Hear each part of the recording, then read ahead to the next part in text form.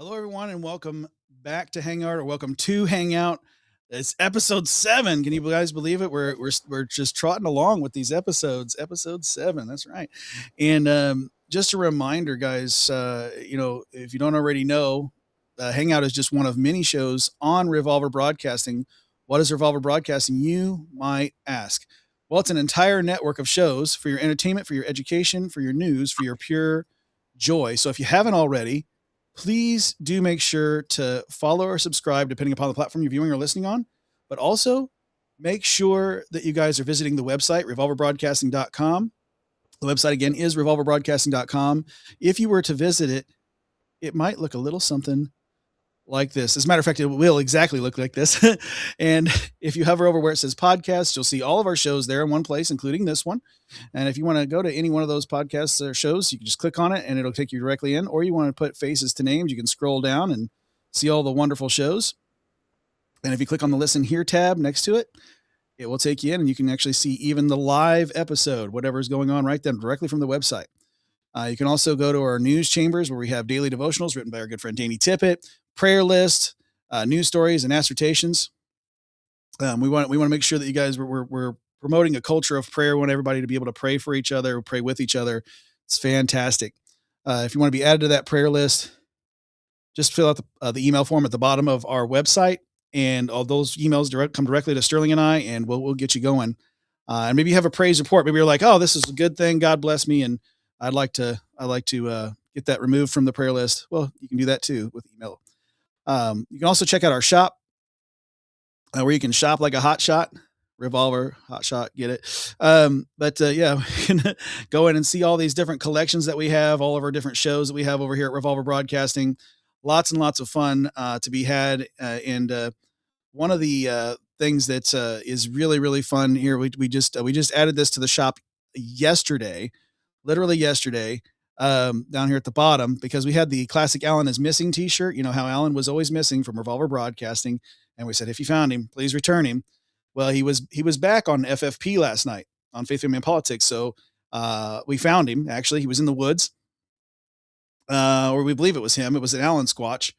And we believe, so we made a t-shirt for it. I believe Alan Squatch is real. So now you can get that t-shirt in the shop. We hope that you guys buy a ton of those for you and your friends. Go on a group outing, go out Alan Squatching, trying to find him. We hear that you can make Alan calls by, saying basketball. He'll just come running. He just loves the sport of basketball. And yeah, don't mention Revolver though. He might run and go away because he's like, he loves to be on camera, but then we can never get him on camera. It's a weird dichotomy. Anyhow, I'm here with our guest tonight, and we're going to talk about all things Rita. Is that correct? Did I say that correct? Rita, Dr. Rita, one of the two. And how to pronounce your last name? Because I know that the spelling warrants different sayings. Louise, just like Louise. Okay. Well, because I know that some people say it Lewis, so it's always different. So yeah, so Dr. Rita Louise.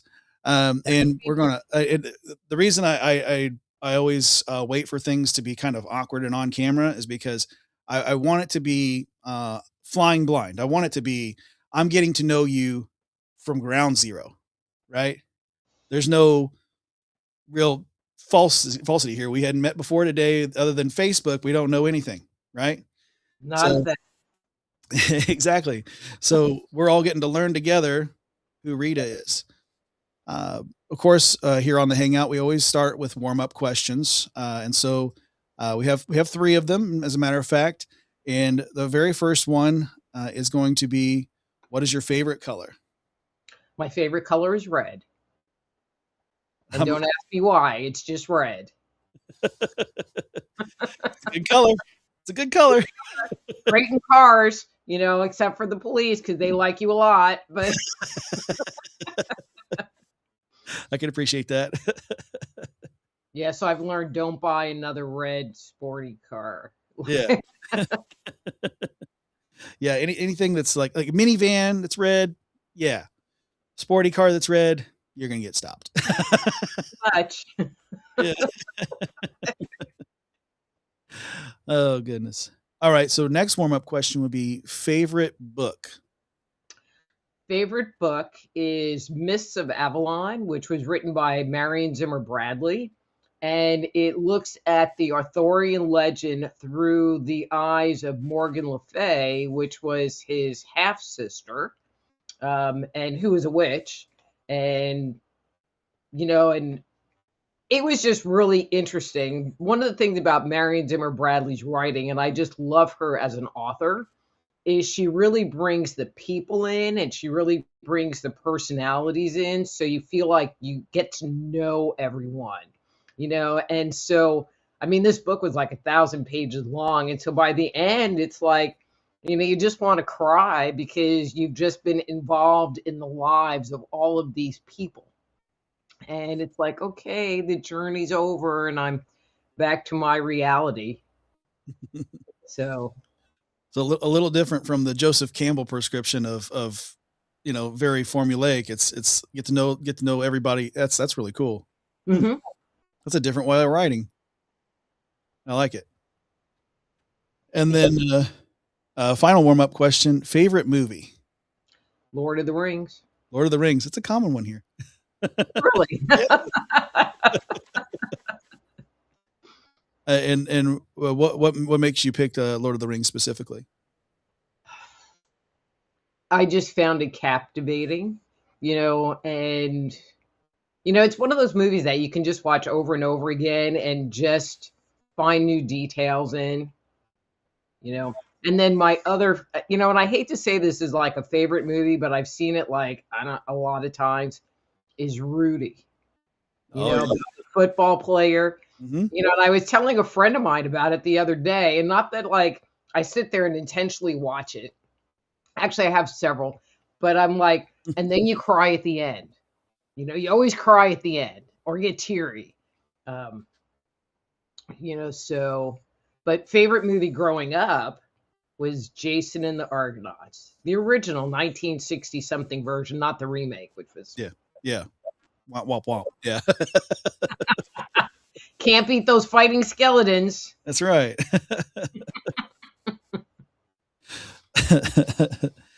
Yeah, it's there's something special about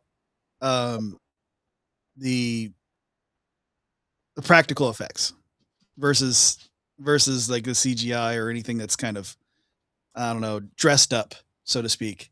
Mm-hmm. It just hits different. I think it's one of those things. It's like, all right, I really love the original of this, and it's not just nostalgia. Look at the practical effects of this. Look at what they had, the hard work that these people had to do, as opposed to a computer just put it together and made it look smooth, and it looks like reality type of thing. And it's like, I mean, I think today people really don't appreciate how hard it was. So for people that are not familiar with Jason and the Argonauts, much of the stuff was done with stop action. And so there's this battle scene with these skeletons, and they had to like move the arm up, but it works. It doesn't look fake. I mean, maybe a little fake. Comparatively, yeah. But it still works, and you just watch it. And so now looking back on it, it was an art to being able to create art in that way, where now you just like type in something and it's like, and the computer creates it for you. Yeah, exactly. Yeah. It makes me think of like when talking about like fighting skeletons and stuff, it makes me think of it's a little more adult age, but Sam Raimi's Army of Darkness. There's this guy named Ash, and he has a chainsaw for a hand. It's a crazy movie. He first he gets stuck in a cabin in the woods in the previous film, and they bring these demons to life through this book called the Necronomicon, and everybody's dying around him, and then he somehow ends up in a portal, and he goes back into the Dark Ages. And when he gets there, all these folks are like really wowed at the fact that he's got this thing that looks like a boomstick, and he calls it a boomstick. It's a shotgun, and he was using it previously against demons, but now he's going to fight all these skeleton guys that are coming in, and and then he's also got a chainsaw for one of his hands, and it's really campy, it's really crazy, but Sam Raimi is one of my favorite directors because of how wild he is. He actually directed the very first Tobey Maguire Spider-Man as well. Okay, that was great. Mm-hmm. So what's the name of that movie again? Army of Darkness. Yeah. But not like creepy spooky. I don't really like no, that one. No, the previous film to it is definitely a lot more, because the effects and stuff, it's all meant to creep you out, to kind of, like a lot of demons and stuff and the crazy eyes. And but Army of Darkness is really, really silly. It leans into the campiness, even though it's supposed to be like, it's horror, but it's like comedy. So Okay. Yeah. But see, I like ones like that, where they're kind of a little scary, but not, like I can sleep tonight. Yeah. They don't take themselves too seriously, right? Yeah, those are the good ones. But I was just thinking about like how much work went into the effects of things that are in that movie, and they just don't do stuff like that anymore. Mm-mm. So yeah, it really makes you appreciate those films a whole lot more, and that there were jobs there. There were jobs that were brought in, as opposed to just a couple of guys in a closet going, yeah, that looks good. Smooth that out with the mouse. Okay. Yeah. All right. Well, just before we move into your life, I want to remind people to hit that like button. I want to remind people to get into that comment section, whether you're get into the live chat. I'd love to see some of you guys get into the live chat and just at least say hello. I'm sure that Dr. Rita would love to hear a hello from you guys. Make sure that you guys are followed or subscribed once again for the, whatever platform you're viewing or listening on, and make sure that you guys are sharing this content, because if you don't already, sharing is in fact caring.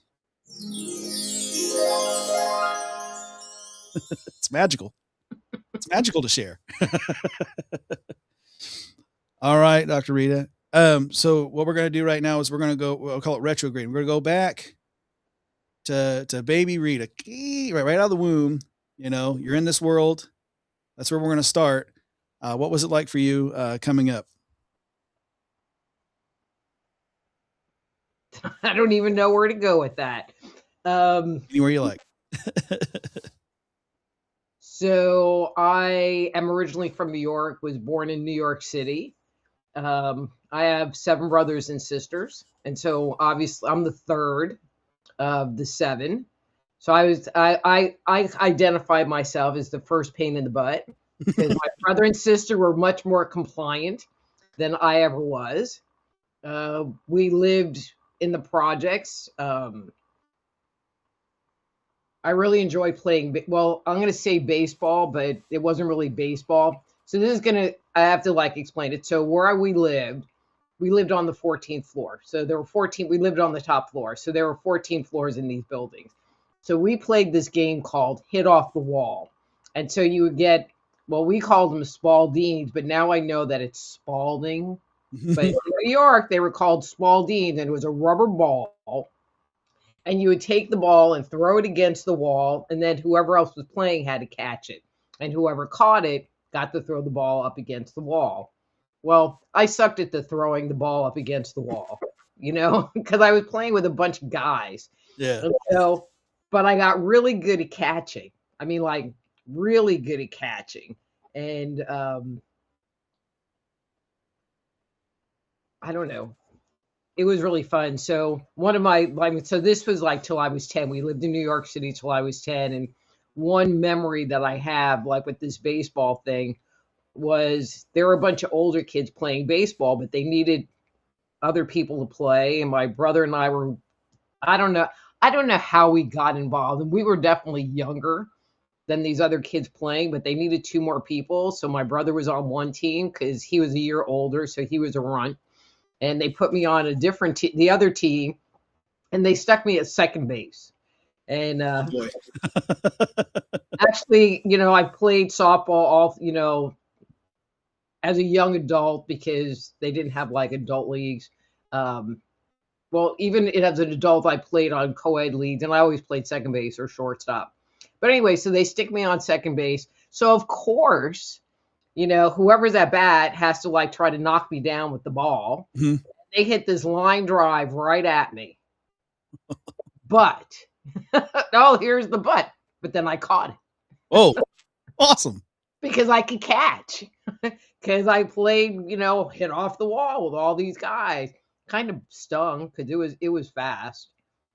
And it was like, but you're going to hit this girl and she was just going to cry. But she made you be out.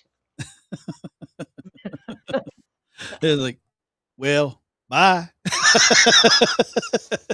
Well, I just think, it just brings up a different baseball story that I'm going to throw in here, but I was much older, obviously. And I was playing on a co-ed team, and there were a lot, so there were like, I don't know, 3 or 4 women that were on the team, and mostly guys. And a lot of people didn't show up. And so there were like 3 women that were there, and the rest were guys, but we had enough people to field the team, so we couldn't really forfeit, even though the coach, the team manager was like, okay, we'll just like have you be the catcher. And, so they put me in right field. So normally I played second base, shortstop. So they put me in right field. So of course, all the guys think we're going to hit it to that girl in right field because it's a girl in right field. Except they would pop it to me and I'd be like, and I catch it 3 in a row. Out, out, out. It's like, and then I went in and they were like, that girl's pretty good.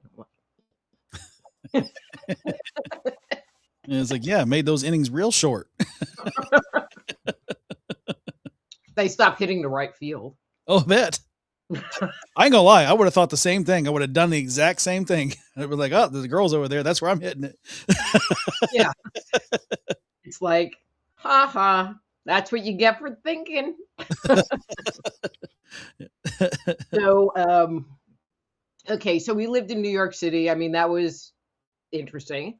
And then we moved upstate to Kingston, which was by Woodstock, New York. So it's about 100 miles north of New York City. And we thought it was the sticks because it was just, this kind of, it was a city. It was the major city of the county, but compared to living in New York City, it was the sticks. I mean, slightly more rural, basically. Excuse me? It's ever so slightly more rural, right? I mean, I think there were like 25,000 people that lived in this city. Yeah. So we moved there, and it was pretty uneventful life.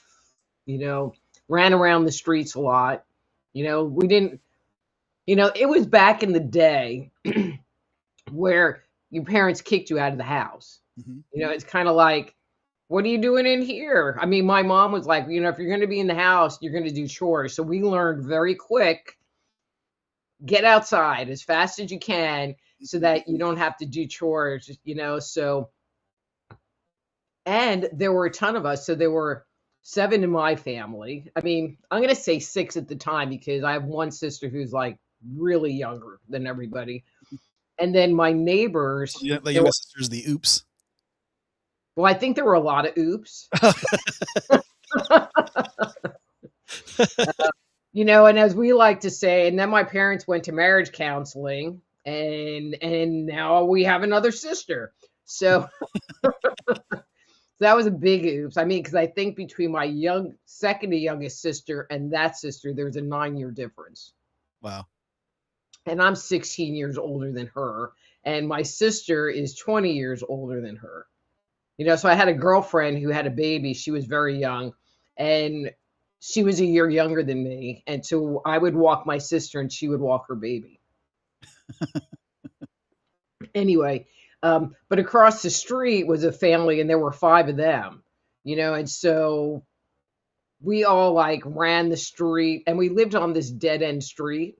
And okay, so it was a dead end street, but the end of the street, there was a chain and it went into the parking lot of this Chinese restaurant that the front of it was around the corner, but for some reason there was a chain. And then they would take the chain down. We would have cars come through sometimes, and then we would like protest and like try to collect tolls from people wanting to go through that way. We were, you know, we were rowdy. Well, it was better when nobody would go through because we could ride our bikes in the street. It was our street and we could do whatever we wanted because there were never cars till they took the chain down. So the chain went up. And then after I don't know how many years, I mean, I was long gone. So one of the kids from next door had kids, and there was something about the bus picking them up, and the bus wouldn't pick them up on the street because it was a dead end street. And finally, I mean, we're talking like 25 years later of, fighting about this chain and cars coming through and blah, blah, blah. They finally put up a barricade, like one of those guardrails.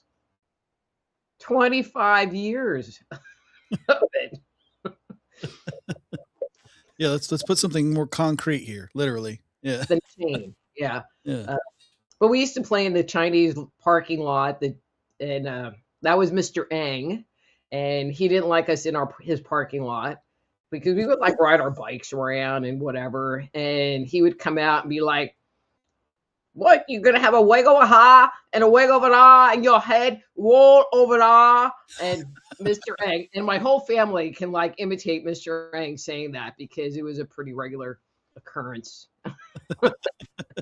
Sounds like a fantastic guy, though. He's looking out for you.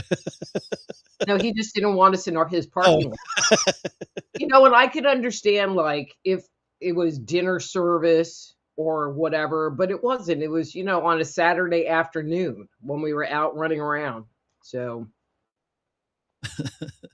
and we didn't ever do anything to his car, the people in the parking lot or anything. So, yeah, maybe it could have been the thing that brought business in. But like, oh look, families hang out here. They ride their bikes here. Mm-hmm. Yeah. Sounds kind of counterintuitive to kick you guys out. Yeah, so I don't know.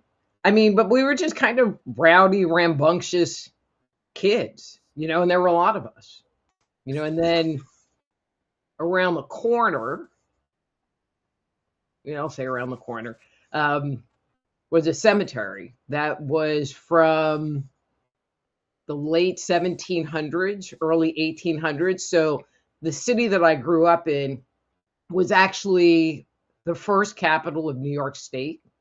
And so it dated back to, I mean, there are buildings from the mid 1700s that still exist from the Dutch India Company that was in there. And so that's when the cemetery was from, except we used to play baseball in the cemetery and use gravestones for bases and stuff. Kids will be kids. Well, it was the closest thing to a park near where we lived, so. But it was fun. Well, it sounds like you had a good childhood so far. I'm hearing good things. Riding the bikes, playing the games. You mentioned that the baseball game, like bouncing off the wall. I think that's like a kids in the neighborhood thing to do too, because we did it with kickball. We had this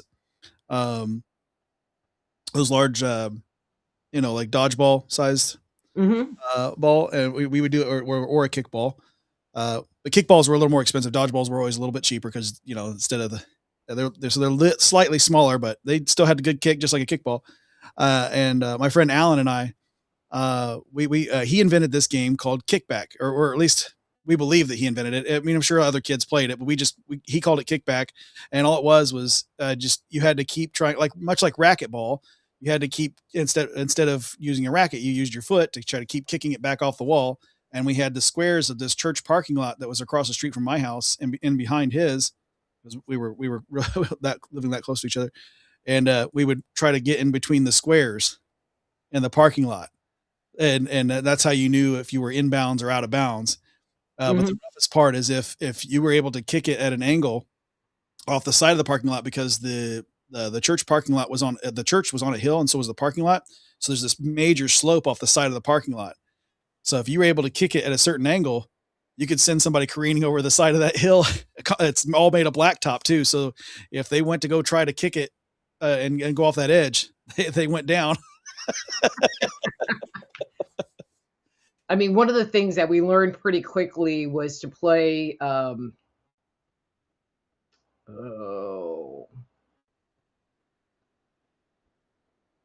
bumper bikes. Okay, so there's bumper cars, and you intentionally like try to crash into other people while you're doing it. We learned very quickly that playing bumper bikes is not good. And we got in so much trouble, like we all got in so much trouble because there was a bunch of bent rims that had to get replaced. And it was like, okay, now my bike won't go. What was that like getting home to mom and dad and them just seeing the bent rims and things? I mean, was it immediate, It was not pretty. It was not ever pretty.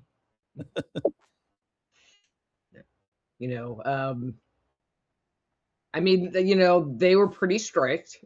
Mhm. All right, they were really strict. And, the goal was how much can you comply, which I was not very good at. And not that I was a bad kid. I just had my own thoughts, and just wanted to like live my life. So there was always this kind of tension going on because I was the first pain in the butt. So if there was someone going to be blamed, that would have been me. First independent child, right? Mm-hmm. Yeah. Yeah, I think there's always something different with that too, because like so yeah, in my household, I was the older brother. Mm-hmm. I was the older brother. My younger brother, he was always more of the free spirit when we were kids, because he didn't. Now, when we were teenagers, things flopped, and he became more compliant. And then I went out and it was more wild. But yeah, I remember that. Like he was always the. That's just like what you're talking about. That child that would get trouble going, and and not because he was actually trouble. It just kind of found him. And that's the way it is when you're just living life the way it's supposed to be lived independently. Like really, that's how you learn. You fall down, you get a scraped knee, you run into a few things, you bend some rims on some bicycles playing bumper bikes, right? Well, and I think my mom raised us to be really independent, in general. You sit there, growing up, and you're like, I'm going to phrase this different. You grow up and you sit there and you look at how other people turn out, other families turn out, and our family turned out good. I mean, out of 8 kids, 7 have college degrees. 2 of them have I have an advanced degree. I have a sister who has a master's degree. My one brother who doesn't have a college degree actually makes more money than everybody else, because he did like automotive stuff, and then he did sales stuff, and now he works as a contractor, and he's always busy, and he always has fires going on, and is even more free spirited than me. And he's the next one down, and he kind of hates me for when I moved out, because all the focus changed from me to him. It's like, sorry, dude. It's like, what it was like. I had to get out of there. Yeah, I mean, I moved out when I was 17. I was like, gotta go, and so are we moving on? Can we move on? It Sure. gets better. Yeah. So I moved out when I was 17. I went away to college and actually graduated high school 6 months early, and went to Oswego State, which has the record continental snowfall year after year after year, with having 13 feet of snow for a winter not being an abnormal amount. And so I'm serious. And, and they would consider it flurries. So there would be like a foot of snow on the ground and it would still be considered flurries. And the only time they would close an elementary school down was, I mean, obviously if it was more snow than that, but it was for wind because it was right on Lake Ontario. And so you would get wind. And so if the winds were over 60 miles an hour, they would close the elementary school and put out warnings that if you're under 125 pounds, that you shouldn't go out. Wow. It was the coolest place. It was it had the second most beautiful sunsets in the world. And so in the summer, people would just line up on the bank of the lake that was right on Lake Ontario. And the sun would be coming down and it would go into the rainbow. I mean, literally rainbow. So like red, orange, and the sun would come down and you would get the glimmer on the water. I mean, it was gorgeous. And so it was a thing to just stop and watch the sunset because it was amazing. And then you would get the wind. I mean, it just had so much, the heavy snow. And then like in April, okay, so you knew spring was coming because on the main street in the town, you could see the blacktop coming through. Right? That's scary. Yeah. Not that it was clear, but you could see patches of blacktop. But then it would be a nice day. It would be maybe 70 degrees and the sun would be out. And so there's people walking around and they're like down jackets. And then there's people over there laying by, the fountain in bathing suits getting sun. I mean, it just had so many contrasts that made it just such an interesting place. It sounds like a very Midwestern vibe to me. Because the Midwest is so similar to that. It just all throughout. I mean, there's always the one person wearing shorts, no matter what the weather is. Mm-hmm. That would be my son. Uh-huh. One of the things is like I had a friend named Mark in high school, and he always wore all throughout fall and winter this like big Columbia vest, and it was a thick Columbia vest. But he always wore shorts all year round, always shorts. Mm-hmm. You made me think of that. Yeah, I can't even imagine. I mean, it was not abnormal to wear like a down vest with a coat over the top, and God forbid you lost your gloves or your hat, and everybody had hoods because that, with the wind, it's like you just didn't want it hitting your neck, mm-hmm. And I don't know. I cherish my time spent there, and so I studied industrial design while I was there, or no, industrial art. So I was in industrial, right, in New York. In New York, they have what's called the Regents program. So that all went away with like AP programs. I'm assuming AP programs are national. Anyway, but it was like the college prep program stuff, yeah. But you didn't get credit, like you didn't get college credit for the courses, but it was considered college prep. And so I was in that tier track, but they gave you study hall, which I found to be the most boring experience. I think I made it one day in study hall, and I'm like, so I have to just sit here for an hour and be quiet. Wasn't happening. So I signed up for a ceramics class, and so by the time I was done with high school, I had taken 3 levels of ceramics, plastics, woodworking, leather, drafting, and graphic design. So a diverse portfolio.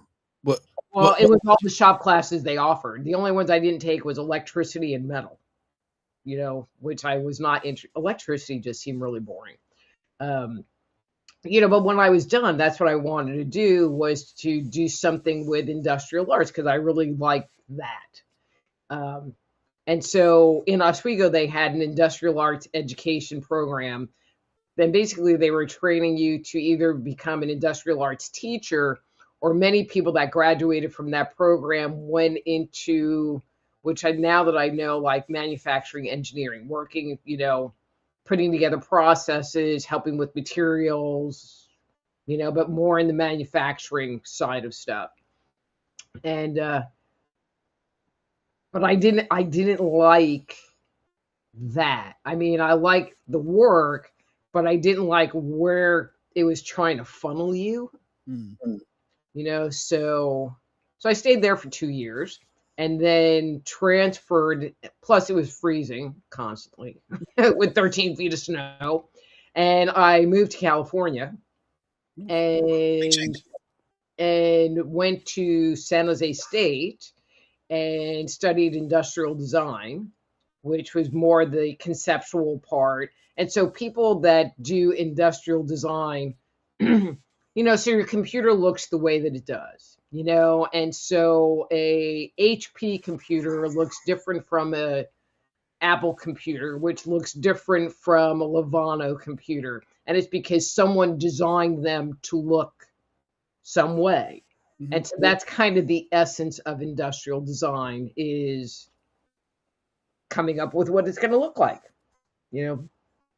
So, but in the meantime, while I was in school, I was fortunate enough to, because I was broke, because I was a college student. It was before they changed everything, where if you were 18, you could, you were done. You weren't a dependent if you weren't living with your family anymore. And so, I was in school. I didn't come home during the summer, so I was independent. So when I moved there, they had this program where they would send you to school, a trade school. So I went to a trade school while in college, for drafting, electromechanical drafting. And so by the time I finished, see, it's this guy thing. So there were all these guys. There were like 5 women in the entire program, all the different levels. So by the time I graduated, I was making more money than everybody else.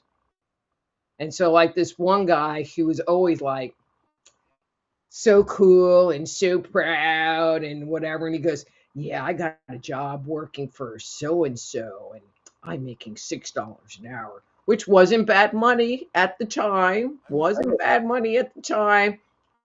However, I was already making like $13 an hour. So it was like, I just was like, "Yeah, I just won't say anything. I just won't hurt your manhood here, dude."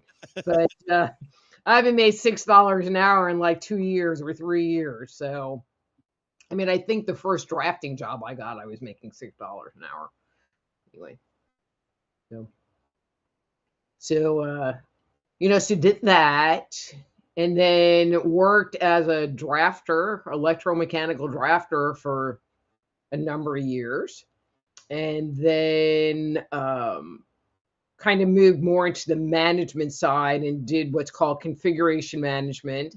A lot of the jobs that I had were in the military industrial complex. Oh, interesting. So I worked for FMC. They make the Bradley fighting vehicle, and the M113, which are their armored personnel carriers. Not that I had any kind of like love for the military and any love for war at all, but they paid good. So it was like, yeah, whatever. It's a job. Yeah. Yeah, pretty much. And then, uh, one of the other, I mean, I had a lot of different jobs, because when I was finishing up school, because I got the drafting certification. And so, I worked while going to school doing drafting. I don't know. I really enjoyed it. I really enjoyed it. And then, I moved more into management, and everything was starting to move to CAD. Everything was starting to move to computer.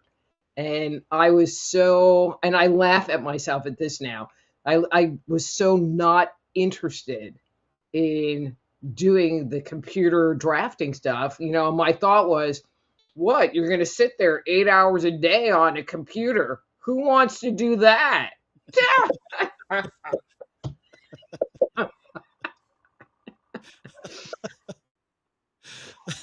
I'm like, yeah, only 8 hours a day. Yeah, see, you see the humor in that comment, don't you? Well, and also, because it's ironic, the way we view things at the time, right? It's like back to, again to my friend Mark.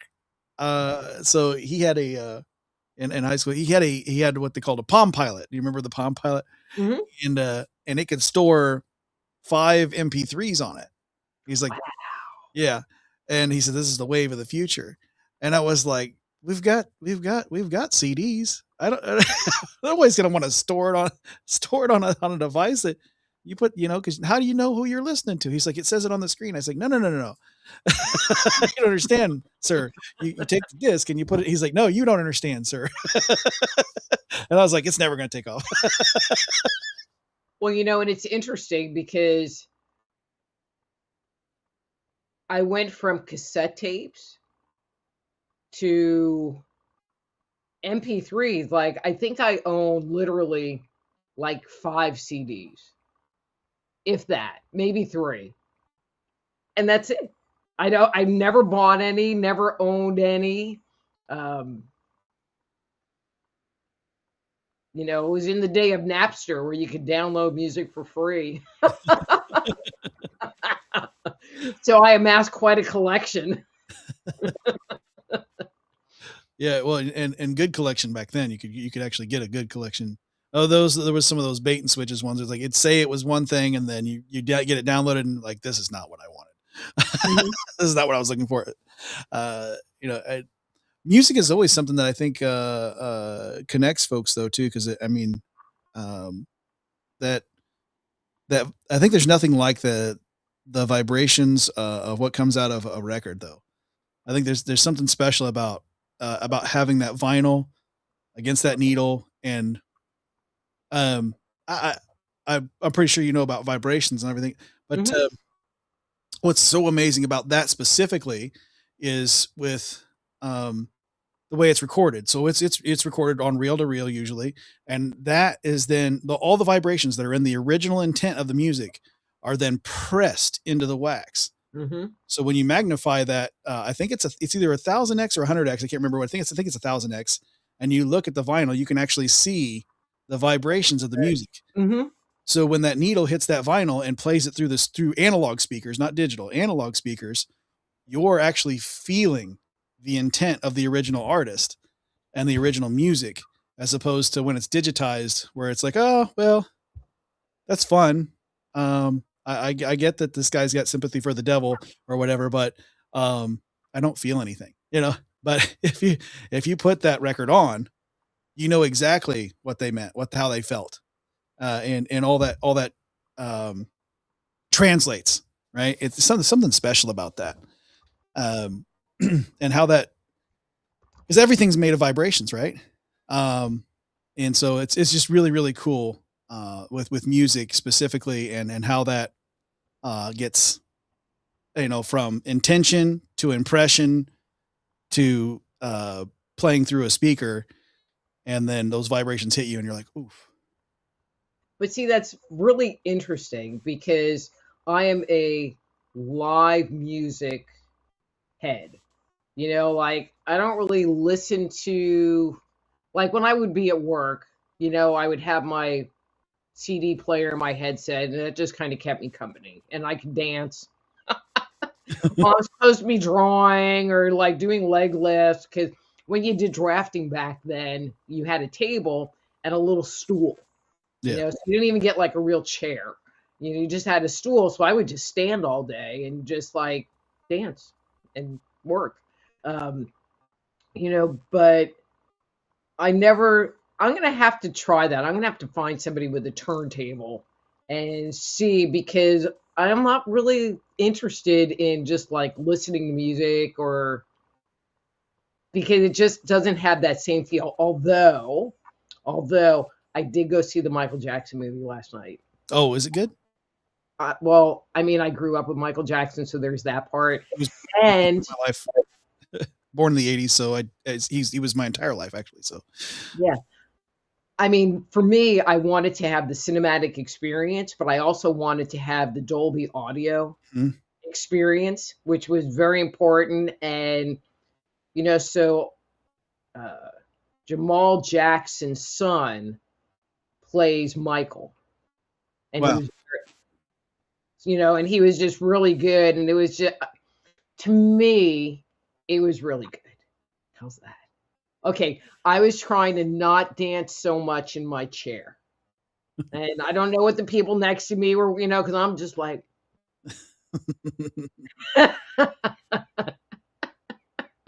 Yeah, but it's hard not to dance when you hear. It was hard. It's hard not to dance when you hear, "Don't stop till you get enough." Come on. It's hard not to dance. Well, but then they played Ben, and I'm all like singing with it, like under, like trying not to sing out loud, and I'm like, but through the course of my, I'll say, adult life, with my move to California, I've been to hundreds of concerts. I'll put it in the hundreds, of concerts, so, I mean, I've seen the Grateful Dead well over 50 times, closer to 100 times, just the Grateful Dead. But it was during a day where you could get a ticket to a good concert for $12, and that included the service fee.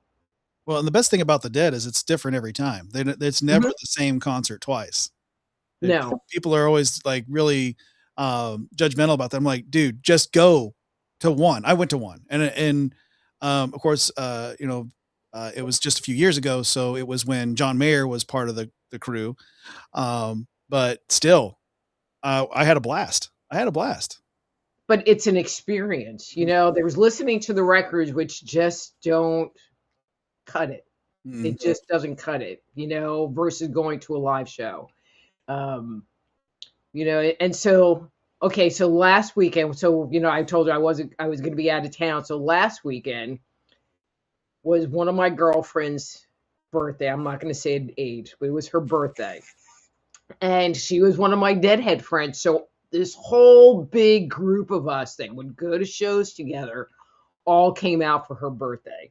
And they had a Grateful Dead tribute band that played at this restaurant bar place. And so we were all out there. It was so much fun. I mean, it was like, let's just bring back all those memories. And they were good. They were really good. So, but I mean, I've seen, and then, I mean, later on, just staying on this thread, I've worked for myself since the early 90s, so I've always had like little part-time jobs just to kind of keep me out of trouble and get me out of my house. That would usually be the bigger thing.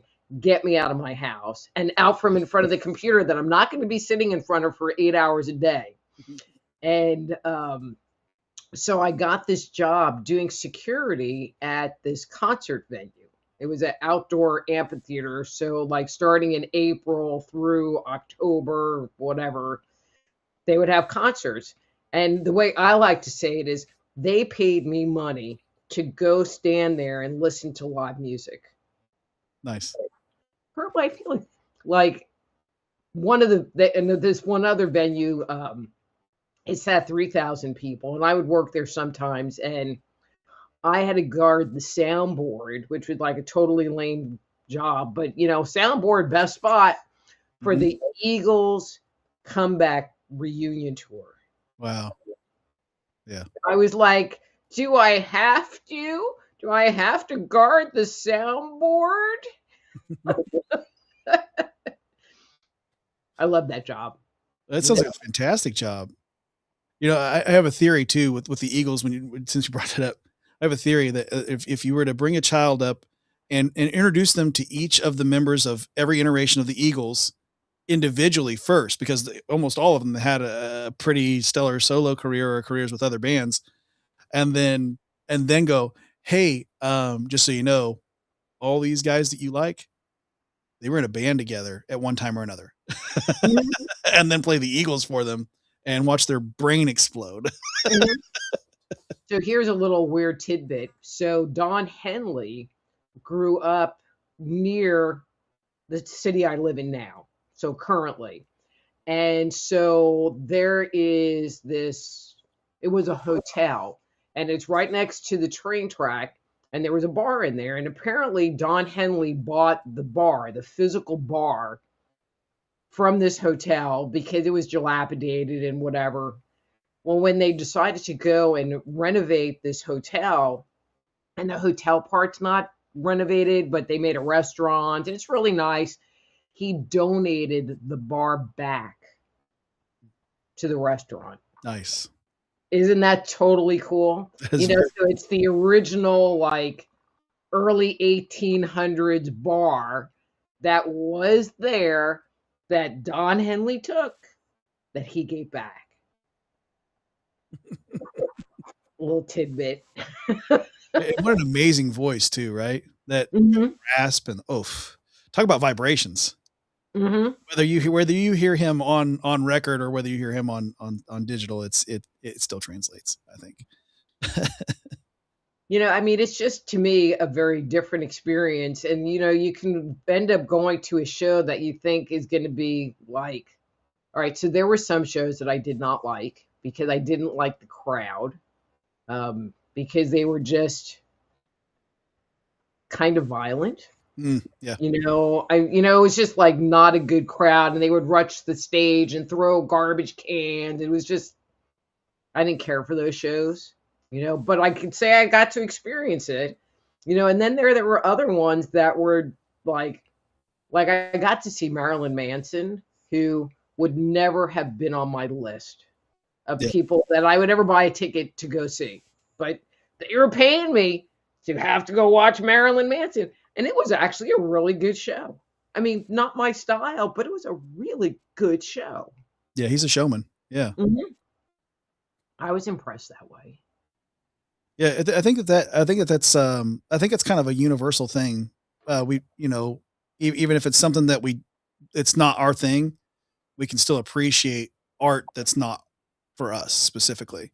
It's Mhm. just like, okay, well, I get why people would like this. This is still really well put on. Yeah.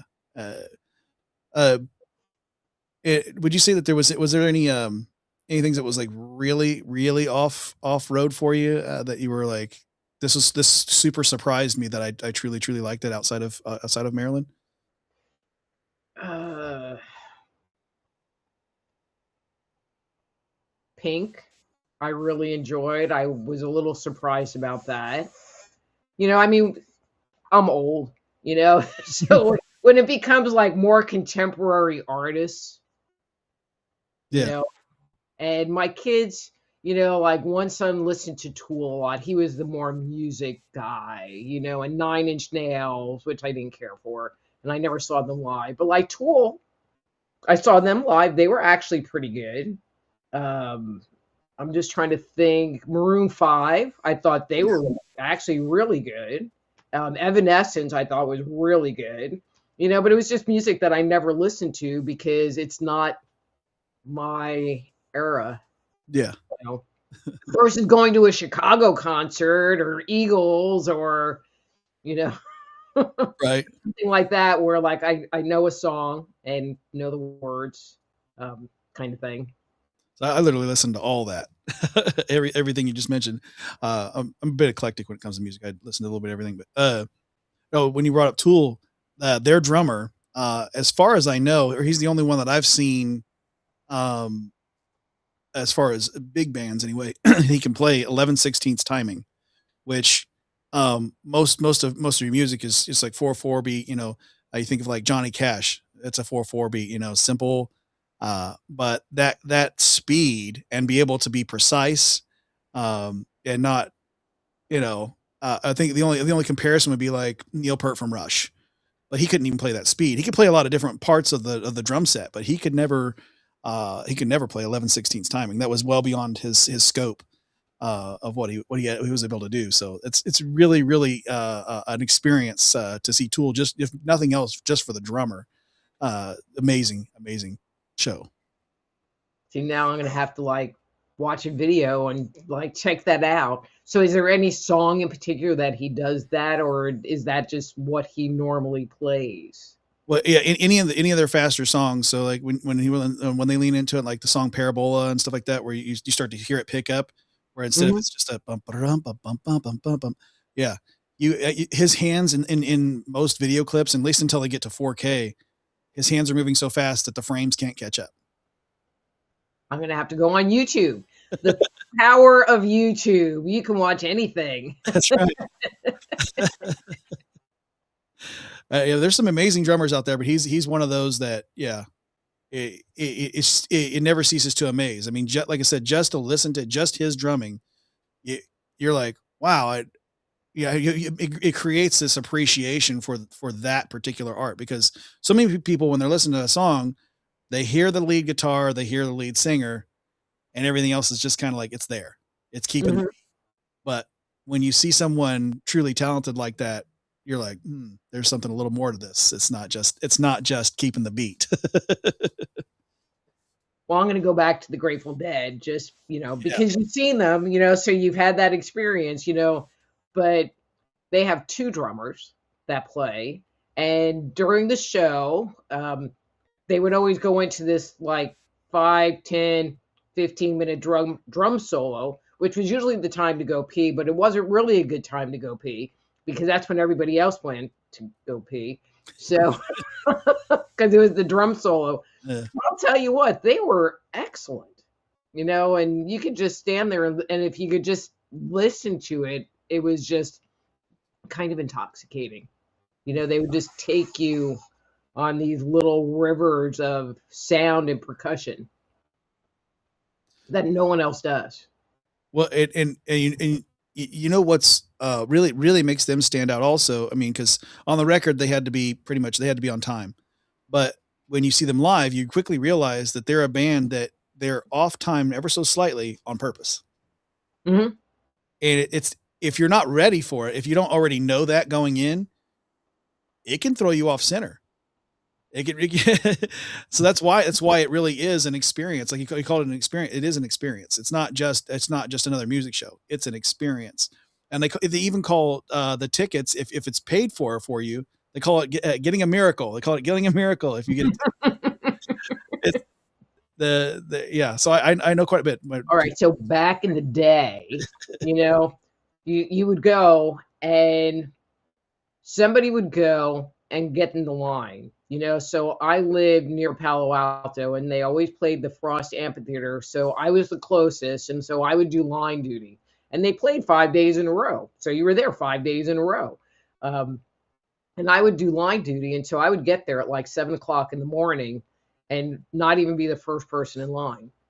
And there'd people walking around, I need a miracle every day because they were looking for tickets. I mean, that was just kind of a thing. Yeah. I mean, it was just a whole experience. There was what was going on in the parking lot and the vendors and people selling food that had nothing to do with the venue. Yeah.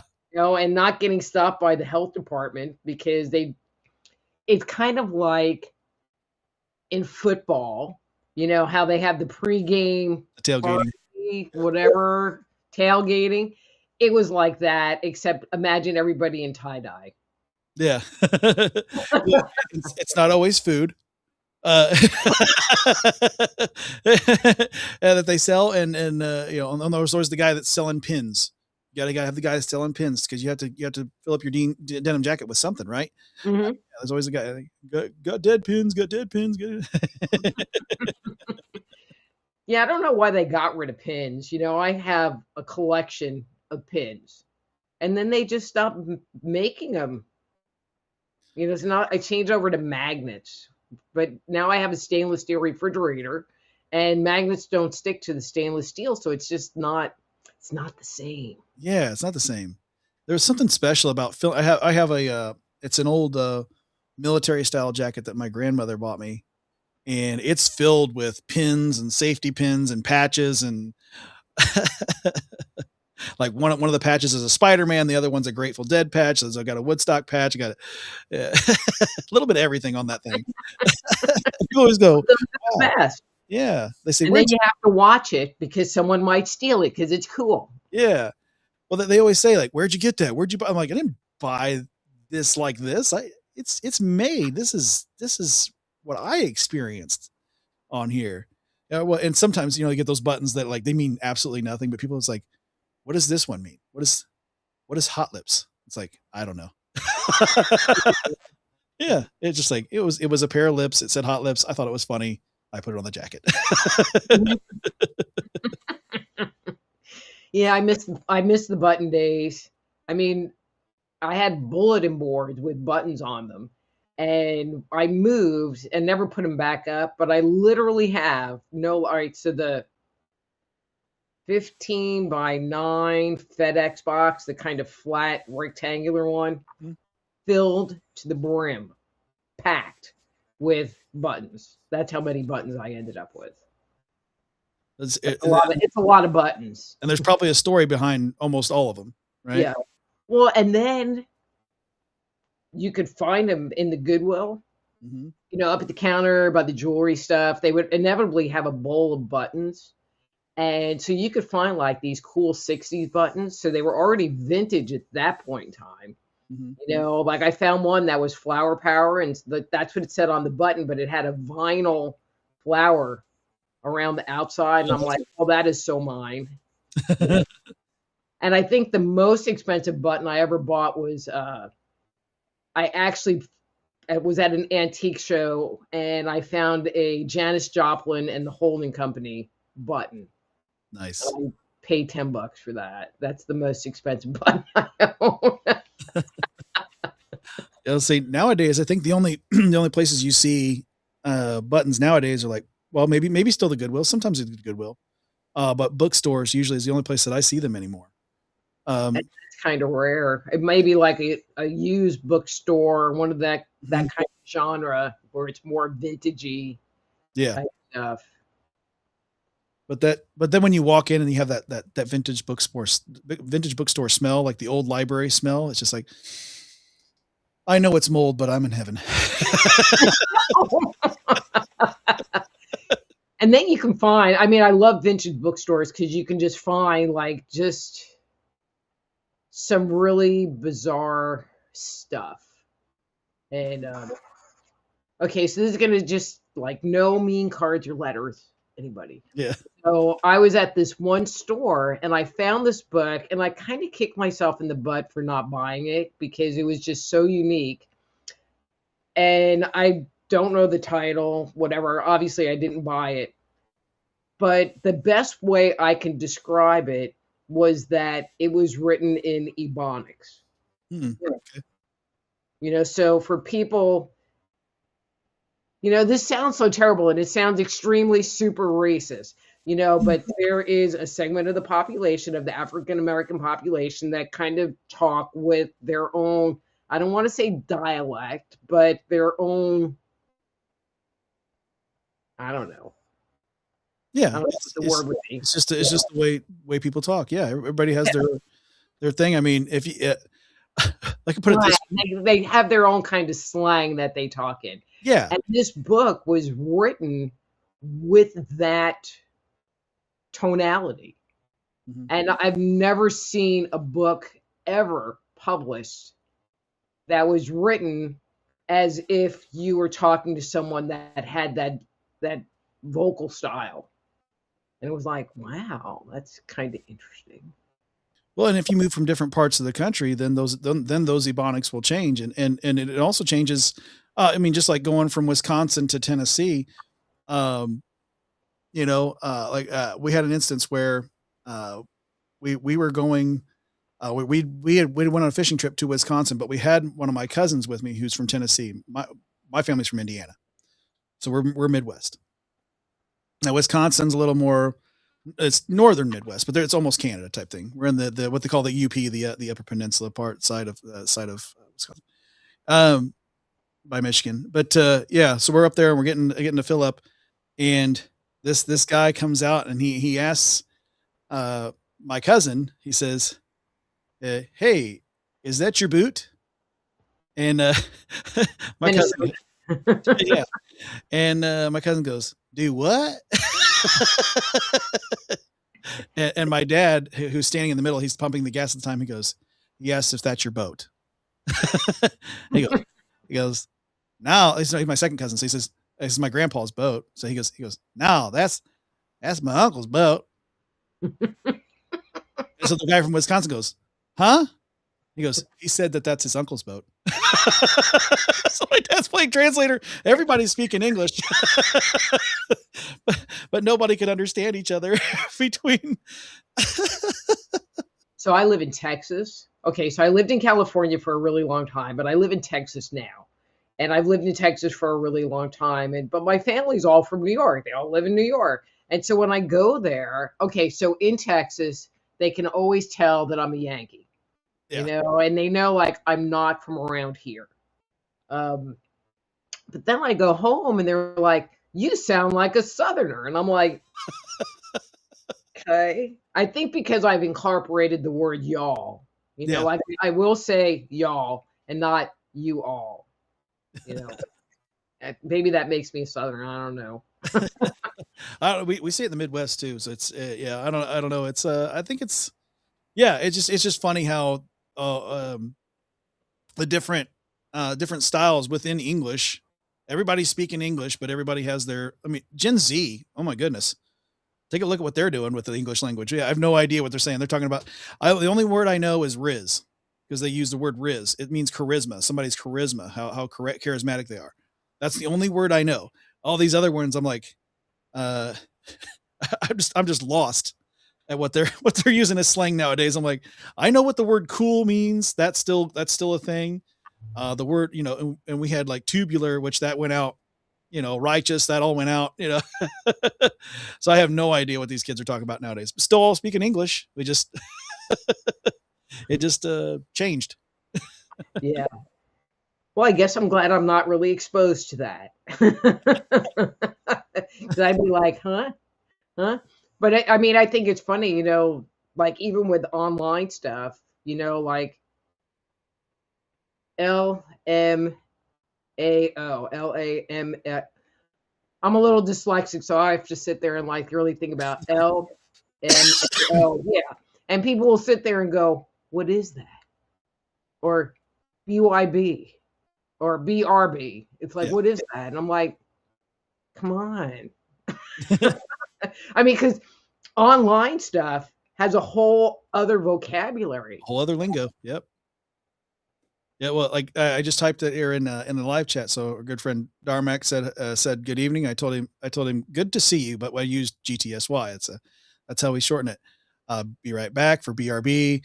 Um, there's a lot of them, and well, of course, being a millennial, which I hate to admit that a lot of times because I'm so close to Gen X that I'm a little more like Gen X than I am millennial, but millennials are the biggest user of acronyms that I've ever experienced in my entire life. We have Mhm. more acronyms in the millennial generation than anybody else. I mean, I just think it's funny when you have to like translate for people. It's like, okay, you're old.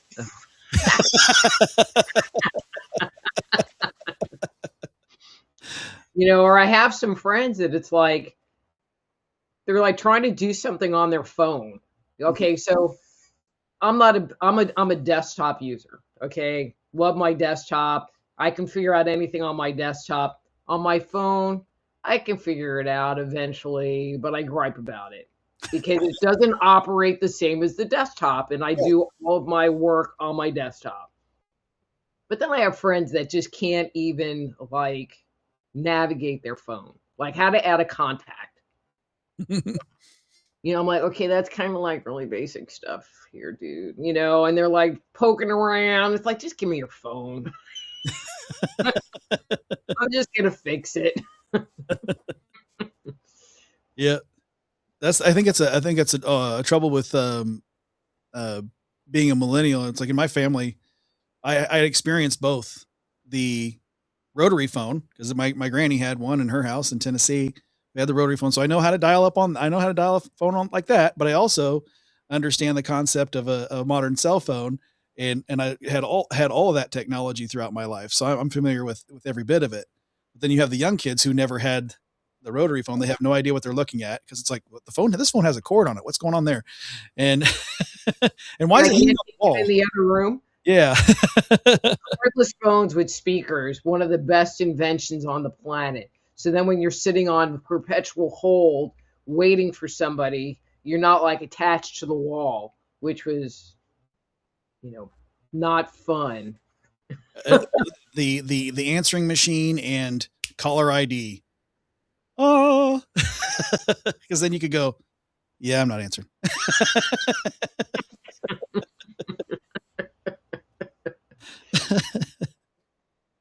I don't even know if I ever really owned an answering machine. I guess I did at one point in time, but it was like not, on my list. It's like, either you're going to get me or not. I Yeah, don't really care. You don't need to leave me a message. yeah.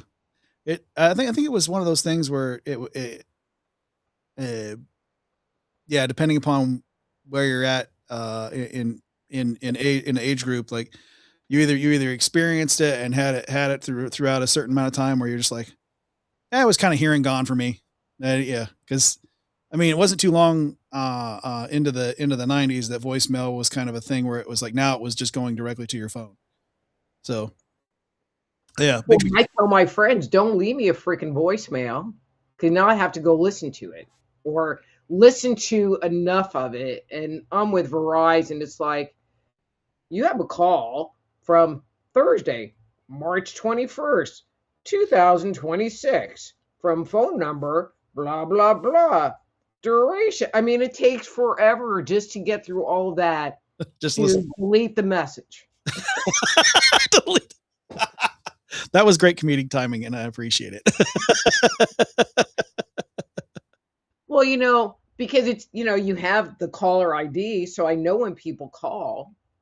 And so if you call, I will call you back. I tell all my friends, if you call, I will call you back. Yeah, Don't call and leave me a message because I'm not going to listen to it because I have to listen to this whole long thing. yeah. So then I will eventually listen to my messages because I'm waiting for a call and I have to. And then there's like 8 messages. It's like, crap. I have to listen to that whole long thing for every call. Okay, that was 2 months ago. Yeah, I guess it's not important. Yeah. That's when you text them back and go, text me, you're old. Well, like my one friend that I'm helping with his phone, he won't text. Will not text, so it's kind of like, okay, I'm almost to your house, I'm like, okay. I mean, it's like, I'm used to it now, but there have been a lot of situations that it would just be easier to text. Some people are just that immovable mountain standing before the river that's crashing onto them. Mhm. And that's just the way they are. It's like, okay. But I've got him trained to not leave me a message, finally, because he used to always leave me a message because he won't text. I'm like, if you call me, I'll call you back. You are on the preferred callback list. So if you call me, I will call you back. Yeah. And if it's been a month and I didn't respond, I'm probably not calling you back. Just move on, sir. Right. So, yeah. So you moved out to California for a time. What was your time in California like? Because I mean, I've heard all different kinds of experiences with California because I know it's a large state, and so So I lived in the Bay Area, the San Francisco Bay Area. I loved it. It had great weather. Got to see the Grateful Dead a gajillion times, and all kind Crosby, Stills, and Nash for like a $12 ticket. I was just very active, and there was this club. This is bad, called the Keystone Palo Alto. So like Jerry Garcia played there, David Crosby played there, like right before he was extradited to Texas on gun charges. The things you remember, Yeah. but they had, so it was really cool because if you paid like a $12 membership, they had like one or two concerts a month that were free. So I saw like Etta James and Johnny Lee Hooker and Taj Mahal and Albert King, and so one of those would always come up for free. Um, but if you had the Keystone concert card and there was a long line, especially like if Jerry Garcia was playing and you got there late, because you had your card, you could cut the entire line. Oh, And nice. go, okay, That's your fast pass. it was your fast pass. And so, but there were always like outdoor festivals going on. I mean, there was just always activity happening, and you just learn to time it. Like if there was some art festival going on, because every city, I mean, and there are a lot of cities that kind of make up the San Jose area, and then there's kind of a gap, and then the San Francisco area. But every city had its own like art and wine festival. So in the summer, there was always be something going on every weekend, and you would just learn, get there at 9 o'clock, because by 1 o'clock, all the strollers are out and you're going to go home with sore ankles, but it was just really cool. They had like excellent, excellent antique shows. I mean, like these huge buildings just full of all kinds of periods of stuff. And this one college did a flea market, but there were a lot of antique dealers there and people selling stuff. Like there was no person there selling like cheap Chinese stuff. Like you go to flea markets now and it's just like all this cheap Chinese stuff. I mean, this was like people selling stuff, and it's not that I'm like a buying person. I like to be up and walking around and looking. And so for me, it was like I was getting my steps in, and so I would maybe buy one thing, maybe, because I have a poodle collection. That's where I really started my poodle collection. And so if I would see a poodle, I would get the poodle, but you would go and you maybe wouldn't see any, so I wouldn't buy anything. Yeah. But so a lot of these were outdoors, or were they both? Some of them were indoors. The flea markets were always outdoors, and they would happen in the summer. But I mean, they were huge, and so you could spend like 3 hours and not make it through the whole thing. Nice. I mean, it was just a lot of walking and in the sunshine, and and California just has really great weather. Like it doesn't get too, or Northern California. It doesn't get too super hot, but it gets hot. But then at night, it cools down so that, unlike Texas where it maybe cools down 10 degrees, I mean, it would cool down 20, 30 degrees, and you would have like this fresh start. I live close to about 45 minutes from San Francisco. So I had friends that lived up there. So would go up there. I love to dance. And so, I sound like a drunk party girl, which I'm really not. I think one of the big things is I love to dance. I love live music and I love to dance. So I would go to a lot of clubs because I could go dance. Yeah, it's this place to be social. And drink my grapefruit juice or Coke, and I was a happy girl because I was out on the dance floor dancing. And, after a while you get kind of dry and you want something to sip on, and so I would go up to San Francisco and go out dancing with my friends. And I don't know, it was very sad when I left. And I left because you could not afford to buy a house. Yeah. I remember I worked with this one guy and I walked into his office and he was writing a check for $2,000 and that was his rent. And that was, his mortgage payment. It was his mortgage payment. Still. And this was in the late 80s. Yeah, that's far too much. Well, and I don't know. I mean, I had a girlfriend who her parents gave her $50,000 and her and this guy went in, or they had a $50,000 down payment. and bought a house. And again, this is in the 80s for $350,000. Her and the not boyfriend, just friend, guy friend, paid $1,000 a month for their part of the mortgage. And they had a roommate that paid $500 a month so that they could cover the mortgage payment. Wow. You know, and I wanted to buy a house. Yeah. And I knew I did not want to be married to my job for the rest of my life. Or a roommate. End up being in a house with a roommate. You're far too independent for that. Yeah. You know, so, you know, but during that period of time, so I was working doing configuration management, military companies, you know, and, you know, so we're going to like kind of go on a very different tangent here. I've always have been interested in the concept of, you know, back in the day, it was ESP. You know, there was a show, The Amazing Kreskin, and he was a mentalist and he had ESP. And, you know, so I've always read and studied books. So there's like reading Marion Zimmer Bradley, but really what I read mostly are dry, boring, I don't want to say self-help books, but there's a lot of self-help books thrown in there. But nonfiction. I read a lot of nonfiction.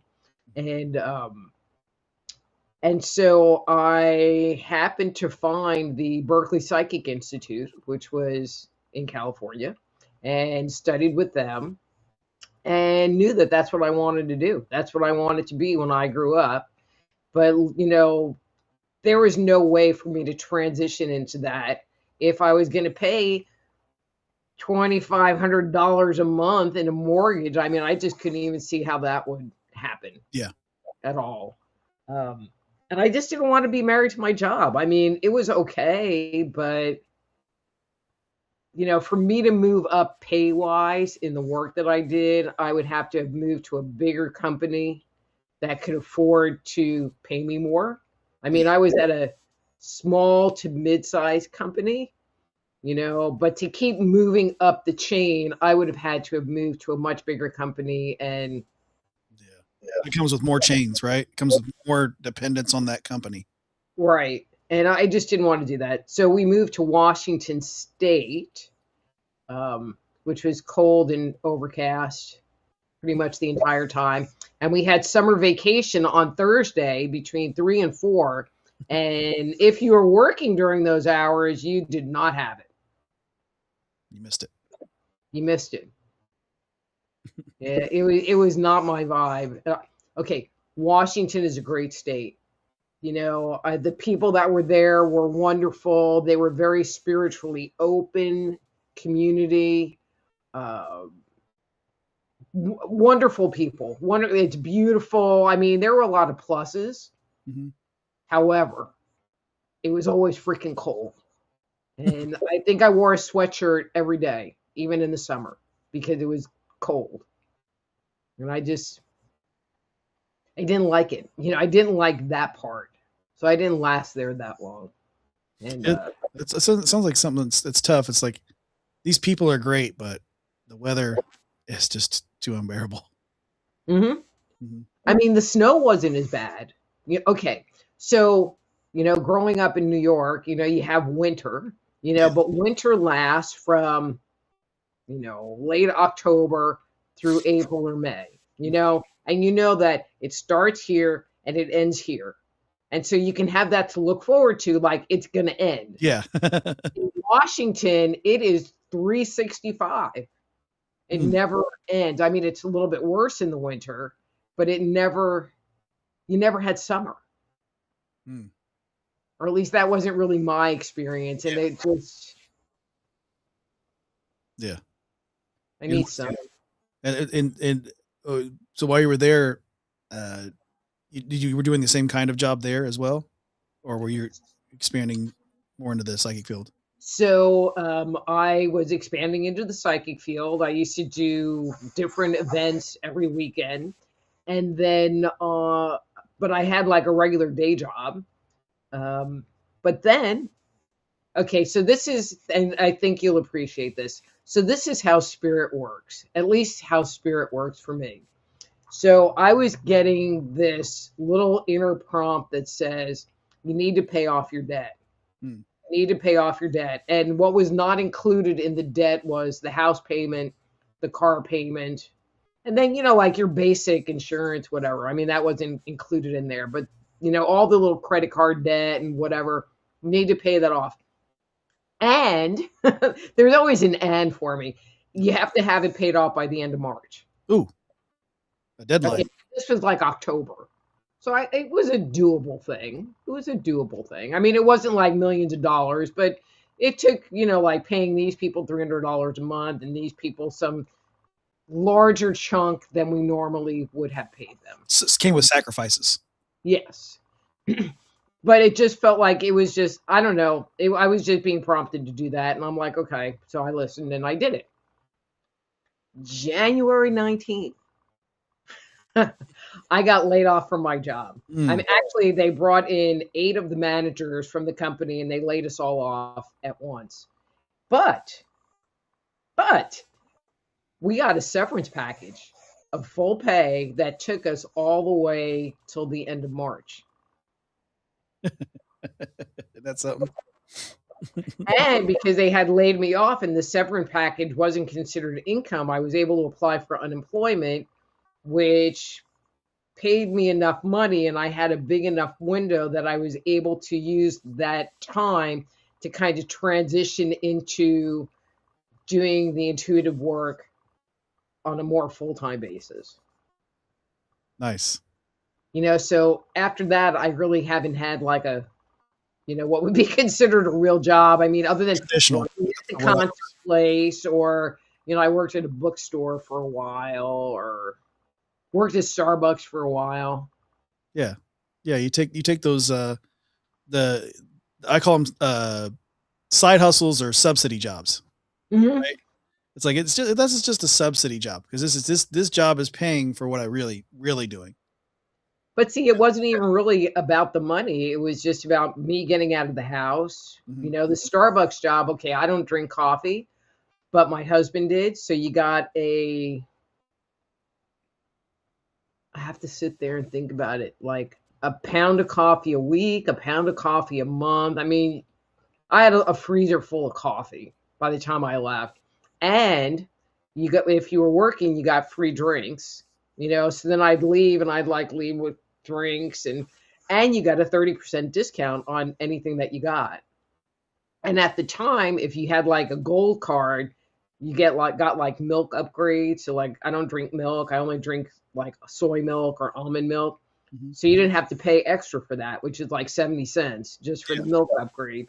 So that was all included. So it was like sweet. And my husband at the time was a Starbucks junkie, so he was all about it. He liked when I worked at Starbucks, and we would measure trips on how many Starbucks stops do we have.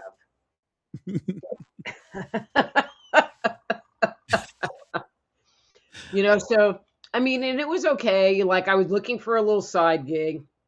I'm like, I'm not working at Walmart. I mean, there was a whole big list of like, I'm not doing these things part-time, you know, and Starbucks was like, cool people. You get to meet people, real, I have a very customer service attitude. I like that kind of interaction. Yeah. So, it worked for me. Sounds like you consistently pick things that are more social.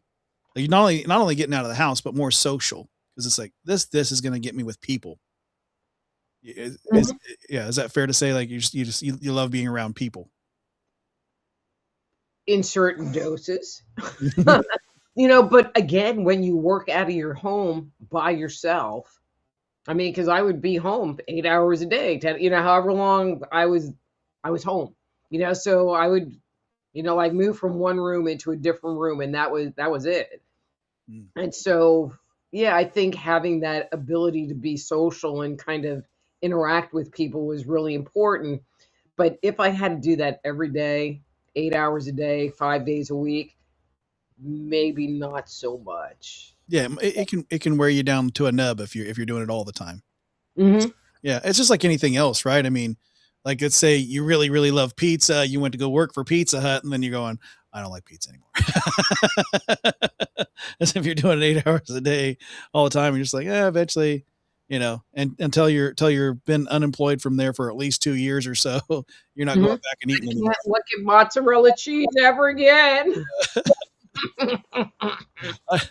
I couldn't. I worked at a Pizza King. I couldn't eat Pizza King for years. Pizza King's a thing in Indiana, uh, Mhm. but I couldn't go there for years after I stopped working there. I guess I'd look at the place and go, no, no. I was like, I know how it's made, and it's made. It's good. It's good the way it's made. It's just, yeah. It was. I was like, no, no, no. Smelled it enough. It's been on my clothes. Well, and one of the things that I, know about myself is I really can't work in food service. Like Starbucks, there is the food and I had to like really kind of nip that in the butt. But I'm a nibbler, so you can put like a bowl of peanuts down or a bowl of chips and I'll just nibble on it, and next thing you know, it's empty, and it's not that I even want it because if it wasn't put there, I would never ask for it. I'm not hungry, nothing. But because it's there, I'm going to pick on it. And in food service, I learned very quickly that I'll nibble, which I don't think they like. Oh, I bet. And and and when I worked at Starbucks because they had all those desserts, Mhm. you can put weight on real quick. Yeah. Oh, that lemon loaf. Oh Woohoo! yeah. I did some dashing of doors for a time. I want to say the company without saying the company. Mhm. I did that for a time, and every time I went to go pick up an order at a Starbucks, I'm like, "Can I get a slice of lemon loaf?" I had to learn to stop doing that. It's like, Well, it's like, imagine being there every day, oh goodness, you no, know, and you no. don't even eat the whole lemon loaf like when you work there. I mean, because they will. All right, so I'm going to tell a Starbucks secret, and it's that they will keep stuff for 2 days. And then after that, it's past its expiration. Now that they have everything individually wrapped, maybe not so much, Yeah. but it used to come in a loaf, and then you would have to lay out the slices on the platter. So they had a 2 day shelf life. Well, sometimes somebody would wrap them up at night and it had expired the 2 day shelf life. So you had to throw them away, which half the time meant you put them in a bag and you put it with your purse in the back and took them home and gave them to your kids. But inevitably there would be a certain amount of eating, and it's like, so the only part of the lemon loaf that ever got ate was like the top part. You know what I'm talking about. Yeah, it's the most delicious part of the whole thing. Uh-huh. And then it's like, yeah, throw the rest away. Do you want it? No. Uh,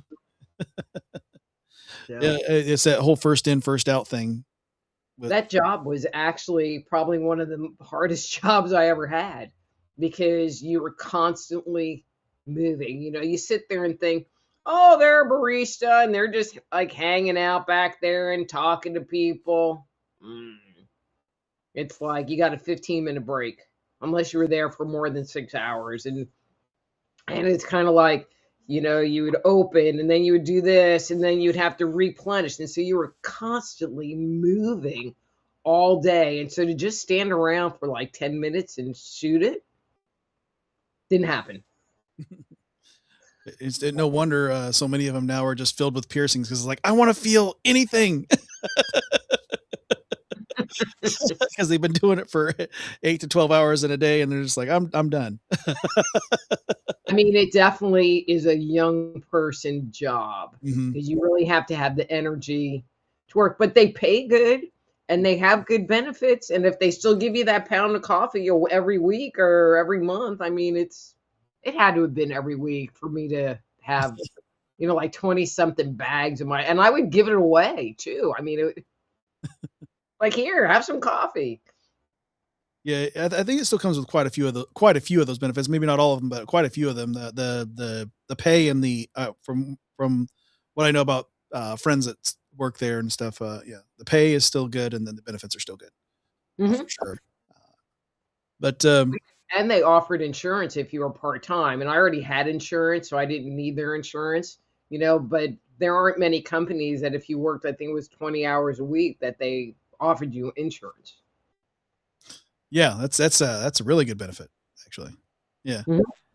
Well, and a good backup too, because if you get into one of those situations, because you never know, the main insurance doesn't get it. You have that secondary, you can come right in there and help that out. Now, but the Maybe, maybe not. I don't know. I'm not even going to go down that road. So, yeah, uh, we don't need to cause anything to happen, right? Um, for sure. So these other jobs like this, they were basically subsidizing or well, they were paying your bills and stuff, but but allowing they you. weren't even really paying my bills. All right, I didn't need the money to pay my bills. Oh, okay. It was more, I have to get out of the house. Okay. Yeah. So for the That was experience. really my mentality, was I have to get out of the house. So yeah. So it gave you something else to focus on for a while. Hmm. Yeah. And be around people. Because if I was looking for just like a money gig, I could have done like some web page design, or I don't know. There's a lot of stuff. I am multi-talented, that I maybe could have done, but it was more about like getting out, moving around, talking to people.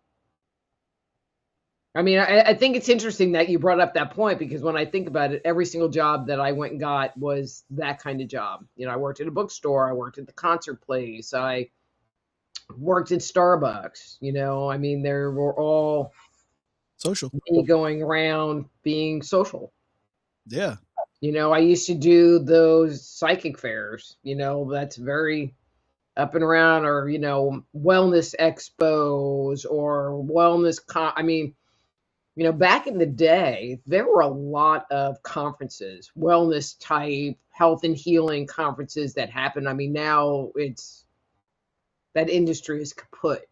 And so I used to do a lot of these really big shows and traveled around the country a bit, not a lot, but I lived in Washington, and that was a big state for these events to come through, because there was a lot of interest there. Um, so I think that's during those periods I'd never had a little part-time gig, but I was always up and out doing events. Staying busy. Yeah. I like staying busy. Yeah. Well, because idle hands, they say, are the devil's playground, and we don't if we stop being busy, then we'll get ourselves into trouble, right? So, it's good to stay busy, and good to stay in it. Um, so this then becomes something that you do a little more and more often as time goes on. From there, So the little part-time gig. no, the doing all the festival the festival, the cons, and getting more into that. I did that. Okay, so true story. Um, so I, over the years, have gotten very good at listening to those inner promptings, or knowing that I'm getting inner promptings, whether I listen or not. Sometimes it's a little 50-50. I've gotten a lot better at going, okay, I hear you, and I'm just going to obey. I'm going to surrender to what you say and obey. All Yeah. right. Not that I don't argue a little bit. But the Whole Life Expo, which was a huge event, was coming to Dallas. And I had done the Whole Life Expo multiple times in Washington. I actually had gone to Georgia, to Atlanta, and did one there. They had come to Austin in Texas the year before, a couple of years before, which I thought was a great location. So, for people that are not familiar with Texas, Austin is fairly centrally located. And so from Dallas, it's about a 2 to 3 hour drive. From San Antonio, it's about a 2 to 3 hour drive. From Houston, it's about a 2 to 3 hour drive. And so to me, it was a great location because you're going to draw from all of those markets. And it was a great event. They had like 22,000 people walk through the door. I did not get out of my chair for 3 days. I was that busy. Those That busy. probably challenging for you then, having to be in a chair for that long. Well, I mean, I can get up, but plus I was way younger. So, Yeah. and it was, anyway, and it was just really good energy, and you're there on a lot of adrenaline, and it was just all good. So anyway, so Whole Life Expo was coming, except this time they were going to be in Dallas, but now we're talking it's a 5-hour drive to San Antonio, and it's a 5-hour drive to Houston. So are they going to draw from those markets into Dallas? So that's what my cognitive brain was saying. Yeah. And and I would just kind of like check in because I'm getting this like, I don't know, maybe you shouldn't go. I mean, because those booths were not cheap at all. They were very expensive. And I just wasn't getting a yes. Like when they were in San Antonio or in Austin, it was like, oh, I'm getting a table. Yeah. It wasn't no question about it. And I was having a lot of doubt about wanting to get a table at this event, which just seemed really weird because all of my other experiences with that organization have been wonderful. And I lived in Dallas, so I didn't even have to get a hotel and I could go home every night. I mean, it was just like a win-win-win. And I am having all of these doubts. And I said, Rita, if you came to you and said, hey, should I go to this event? What would you tell yourself? And I was like, don't go. So I actually listened to myself. And then an airplane hit one of the Twin Towers, and then a second airplane hit the second Twin Towers, and all airline flights were shut down the weekend of Whole Life Expo. So all of the speakers bailed. Wow. So they like opened the doors, no fee to get in, because they were just trying to salvage whatever. They lost their shirt. They never put on another event after that. Wow. That's yeah. With that's huge. I mean, that you were hearing that like no. Why do I keep hearing no? There's a reason. Just keep listening to this. No.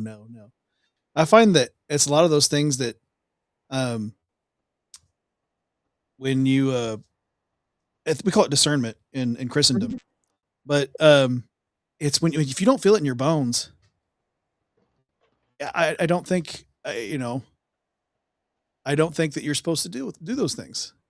I mean, I constantly encourage, especially young people, but anybody to like get outside their comfort zone because that's how you know you're in the place you're supposed to be in. But at the same time, you know, uh, call it God, call it the universe, whatever you call it. And in Christendom, we call it God, or the Holy Spirit. But that's what will drive you to the places you're supposed to be. Mm-hmm. And yeah, when you get that no, it's like, okay, I'm gonna take heed to this because every time I've denied this, I've had bad experiences. Mm-hmm. Mm-hmm. So I joke around and say, but there's a Dr. Rita rule, even though I totally didn't make this up, but you're going to hear exactly what I'm saying. But I just call it the Dr. Rita rule. So a yes is a yes, a no is a no, and a maybe is a no that you're trying to talk yourself into. Mm-hmm. Ego has gotten involved. And so like Whole Life Expo, I was trying to talk myself into it, but I just kept getting this bad feeling around it. So let me give an example. So do you want $1 million? Everybody does. Yeah. So that's a very clear yes. Mm-hmm. Do you want to do your income taxes? No. Very clear no. Mm-hmm. So it's either a yes or a no. And if there's gray area around it, you really need to stop and go, am I talking myself into this? Like, is this really a no? Because sometimes there's extenuating factors that need to kind of be ironed out. But usually that's pretty minimal. Mm-hmm. Usually if you're getting that like, well, it's usually a no. I'm going to say 99% of the time it's a no. But so many people don't pay attention or don't look at the maybe as a no. I have never seen a maybe turn into a yes, ever. Yeah, it's except for those like those extenuating circumstances, like you said, it's hard to say, because you know there are those times it's like this maybe is for sure just it's an inevitability that it's going to be a yes, and I know it, but I'm feeling some kind of way about it, even though it's an inevitability. Hmm. Those are the ones that are like, okay, well, I understand this is going to happen. I'm going to be uncomfortable with it, but here we go. Just throw your hands up. It's easier. Brace for impact, Yeah. you know. You're on this roller coaster ride, whether you want to be or not. You know, one of the, I'm going to say, foulest word that's in my vocabulary is surrender. You know, it's like, okay, I'm just going to surrender to this.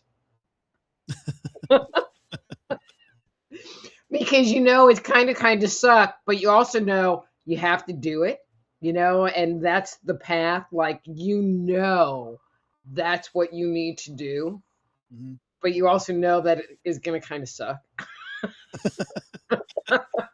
or it's not going to be fun or whatever. Because easy yeses are easy. It's the hard yeses that are hard. Yeah, They're hard. they're an uphill battle. It's like something I encourage a lot of our young viewers to do, like during a Bible study, as I say, you know, we got to get out and talk to people, and you have to be comfortable with being uncomfortable. So, like if you're in a line at a grocery store, there might be that person in front of you. They're having a bad day, and you could be the only God that they hear their entire lives because maybe they heard about this Jesus guy, but they only heard it as a swear word. You know, so maybe you can talk to them and say, you know, start off with like a question like, "May I pray for you?" You know, or you know, start off with maybe something about the weather, kind of lean into some conversation, and then get there. But what makes it tough is when that person in front of you or behind you or somewhere in line, and you know for sure they're having a bad day because they're having a fit. You know what I Oh, mean? And you know, it's like, okay, this is an adult. They're having a full on fit like they're 6 years old, and I'm waiting for them to throw themselves to the ground and start pumping their fists and feet. How do I approach this? But the discernment will tell you is like, I have to talk to this person. I have to be the conduit for what God wants to say to this person. And go mhm. and say, hey, I know that this is a tough time, but can I pray for you right now? Whew. You watch a one. I've seen it so many times. It used to irritate my wife because we've been married 22 years now. So now she's over it. She doesn't care. But it She's used to used to irritate her it. because I would do that stuff. But she's seen it so many times where I put my hand on somebody's shoulder that, you know, they nearly swung on me or whatever. And I said, can I pray for you? May I pray for you? You watch them. Yeah. Um, I've been going through this and I've been going through that. I know. Could tell. It's the laying on the floor part that was kind of the giveaway. Yeah. You know, and I have a lot of people that come to me in my practice that they have challenges going on in their lives and they feel like they don't have a choice. You know, so they're in a toxic relationship and it's like, well, you know, blah, blah, blah, blah, blah, blah, blah. And I always stop them. And it's like, but you have a choice. And they're like, no, I don't. You know, example, I had a friend who was in a job that was very toxic. I mean, it turned out that she was really toxic, and it just took me a long time to figure that out. Mm. And she would just complain and complain and complain and complain about the job. And she was already like 67, 66. I mean, so she was already like retirement eligible. Um, and I'm like, so why don't you just quit? And she would automatically gear off of, well, but then how am I going to make my house payment? And how am I going to do this? And how am I going to do this? And how am I going to do this? And it was kind of like,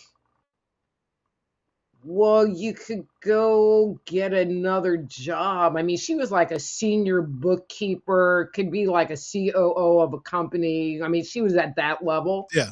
Like, you could just go get another job or work for a smaller company, like on a part-time basis, doing their, accounting, office management, like whatever, program management, whatever. You're a very qualified woman. And she couldn't see that she had a choice. She would choose not to make that choice, even though she was freaking miserable. And I see that in so many people. It's like they're miserable, but when they look at the choice, they think that that's a worse choice because they don't want to go through that little period of discomfort. Mm-hmm. Which is, to me, is like, that's the whole surrender thing. But when you ask them, it's like they can be pretty much straight up. It's like, well, I know I need to leave. It's like, well, then why are you calling me if you know you need to leave? Yeah. What if if you already know what the choice is, then why are you calling me? Because you seem really clear about what the choice is. So what's holding you back? Yeah. And is that what we need to kind of work through to make you either feel confident about it or come up with some, strategies of working through it? But it's interesting because people do see the choice. They just don't want to make it. But it's like, what's more important to an individual? And that's how you find out what's more important to an individual. Like the questions brought up. How will I do this? How will I do that? How will I do this? I don't know what's more important to you, your peace or going banging your head against the wall every day. Just so you can pay a certain bill or a certain this, that, and the other. I don't know. I think peace is more important. See, I think those individuals either have not had peace in their life for a really long time or have never really experienced peace. Mm-hmm. It's they don't know what they're missing. Uh-huh. Yeah, absolutely.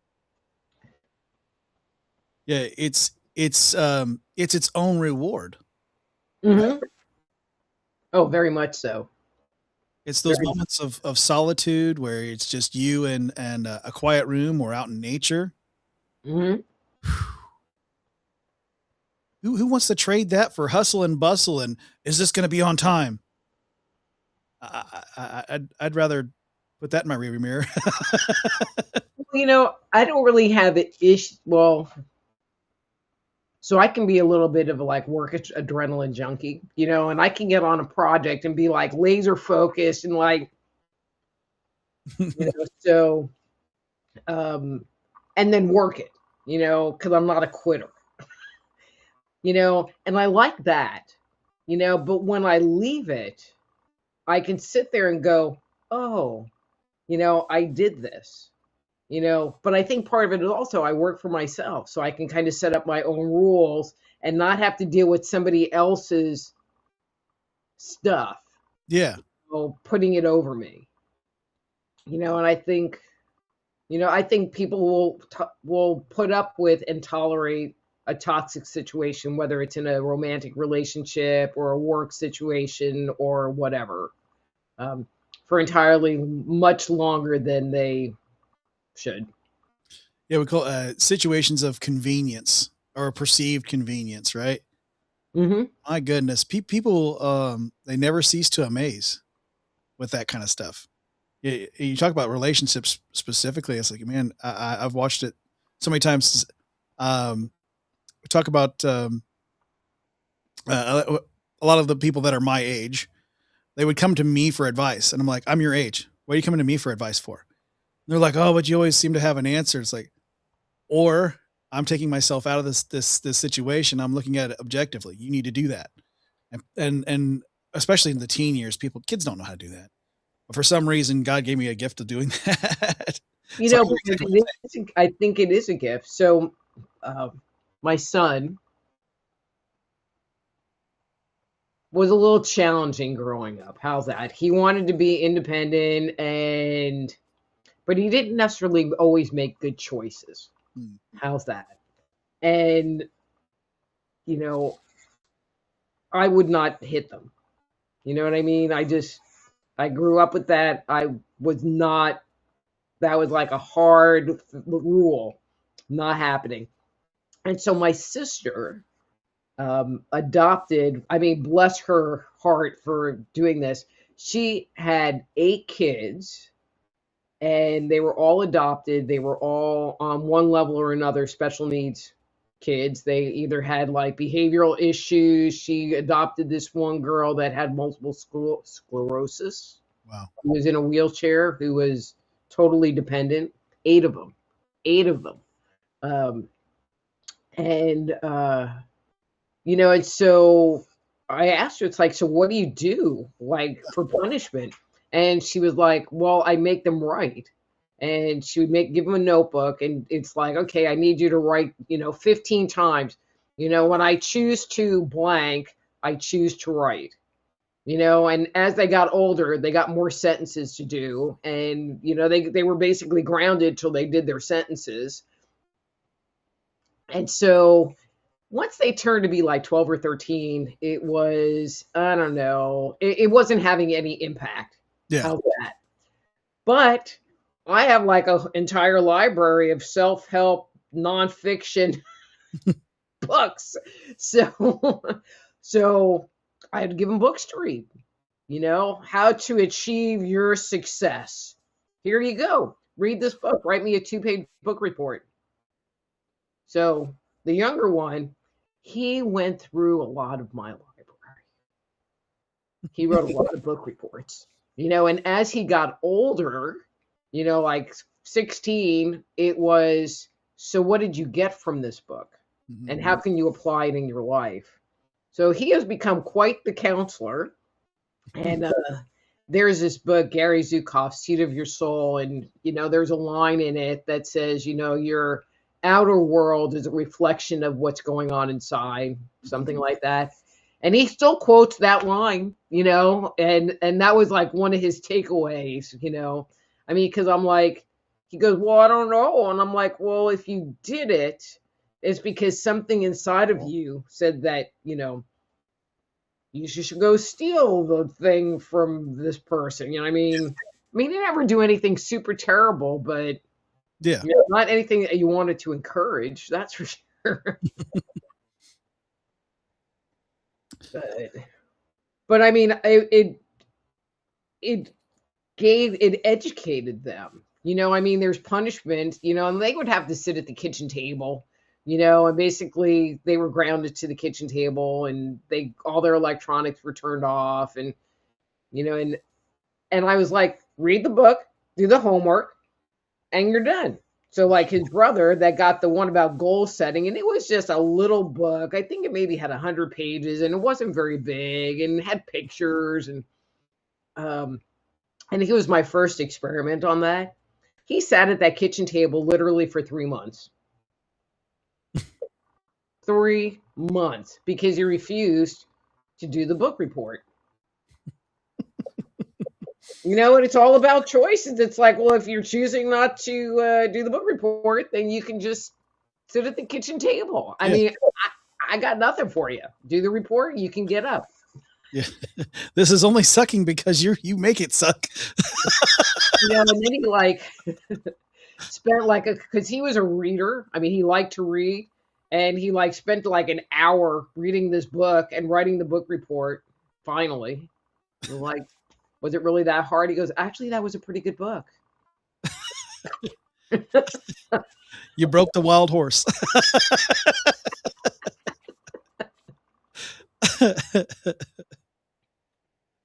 So I would imagine that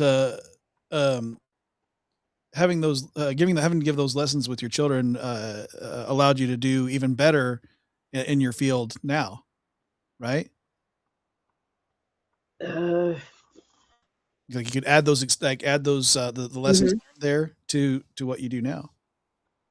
Well, I mean, it makes it so that you can understand a parent's frustration when they're calling about their kid, and helping them to, so I'm very good at, I'm going to say, diagnostics, and so I can talk to someone and go and talk about a third person and go, okay, well, this is kind of what they're like, and this is their personality. And, They're doing this, but this is what they really want, or this is what they need, or that they have psychological issues going on or whatever.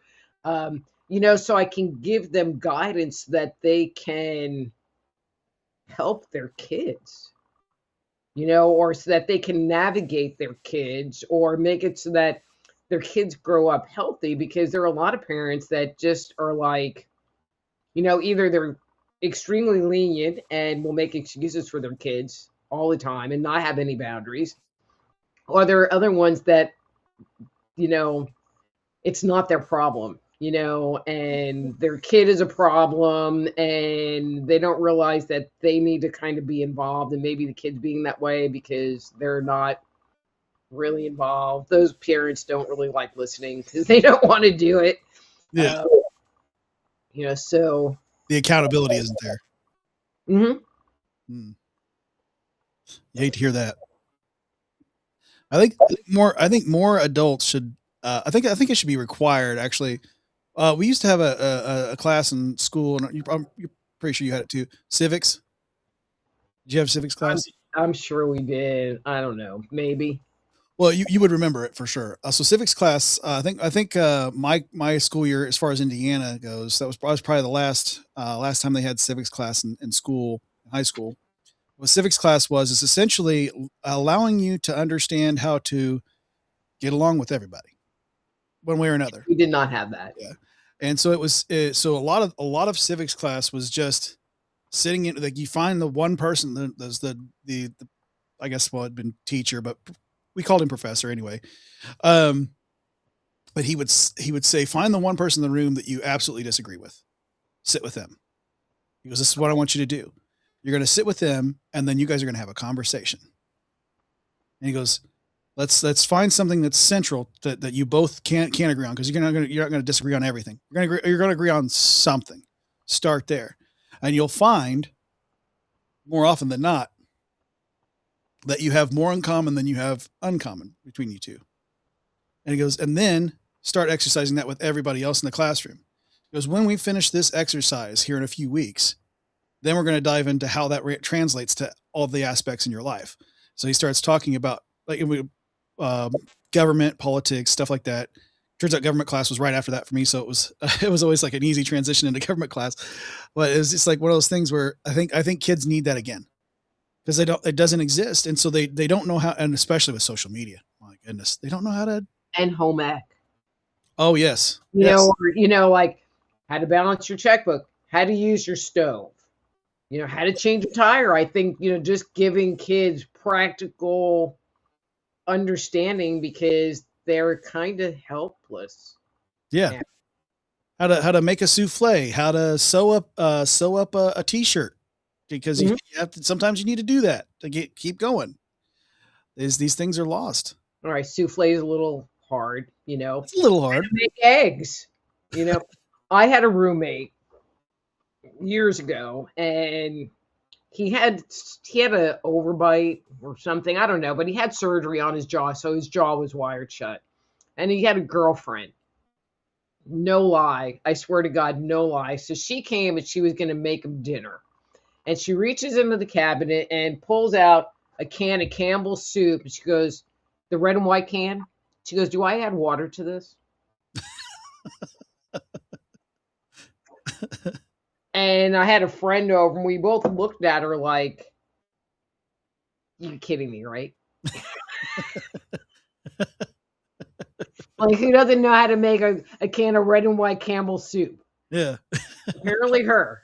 And it was like, that you're kind of scaring me. And he didn't cook either. His mom would like bring him plates of food and trays of food, and I'm like, okay, you guys are going to make a great couple. Don't know what you're ever going to eat, but obviously it's all going to be takeout. Yeah, a lot of McDonald's. Yeah, but people have become increasingly dependent on takeout food or frozen dinner things, and I think it's creating a lot of the health issues that we see in people, and obesity, and just the amount of chemicals people consume, from eating ramen noodles. I mean, ramen noodles are crappy. Other than they're just a lot of wheat, they're, that little season packet isn't just seasoning. There's a lot of chemicals. I just call them like I was more of a macaroni and cheese girl, which isn't still all chemically. But like ramen noodles or cup of noodles, I just call it like, here, just have like a little cup of chemicals, because there's not anything really healthy in there. No nutrients. It's a lot of hormone disruptors, and a lot of that stuff. When it affects the body, it affects everything, because they talk about mind, body, spirit, right? Mind, body, spirit. Mm-hmm.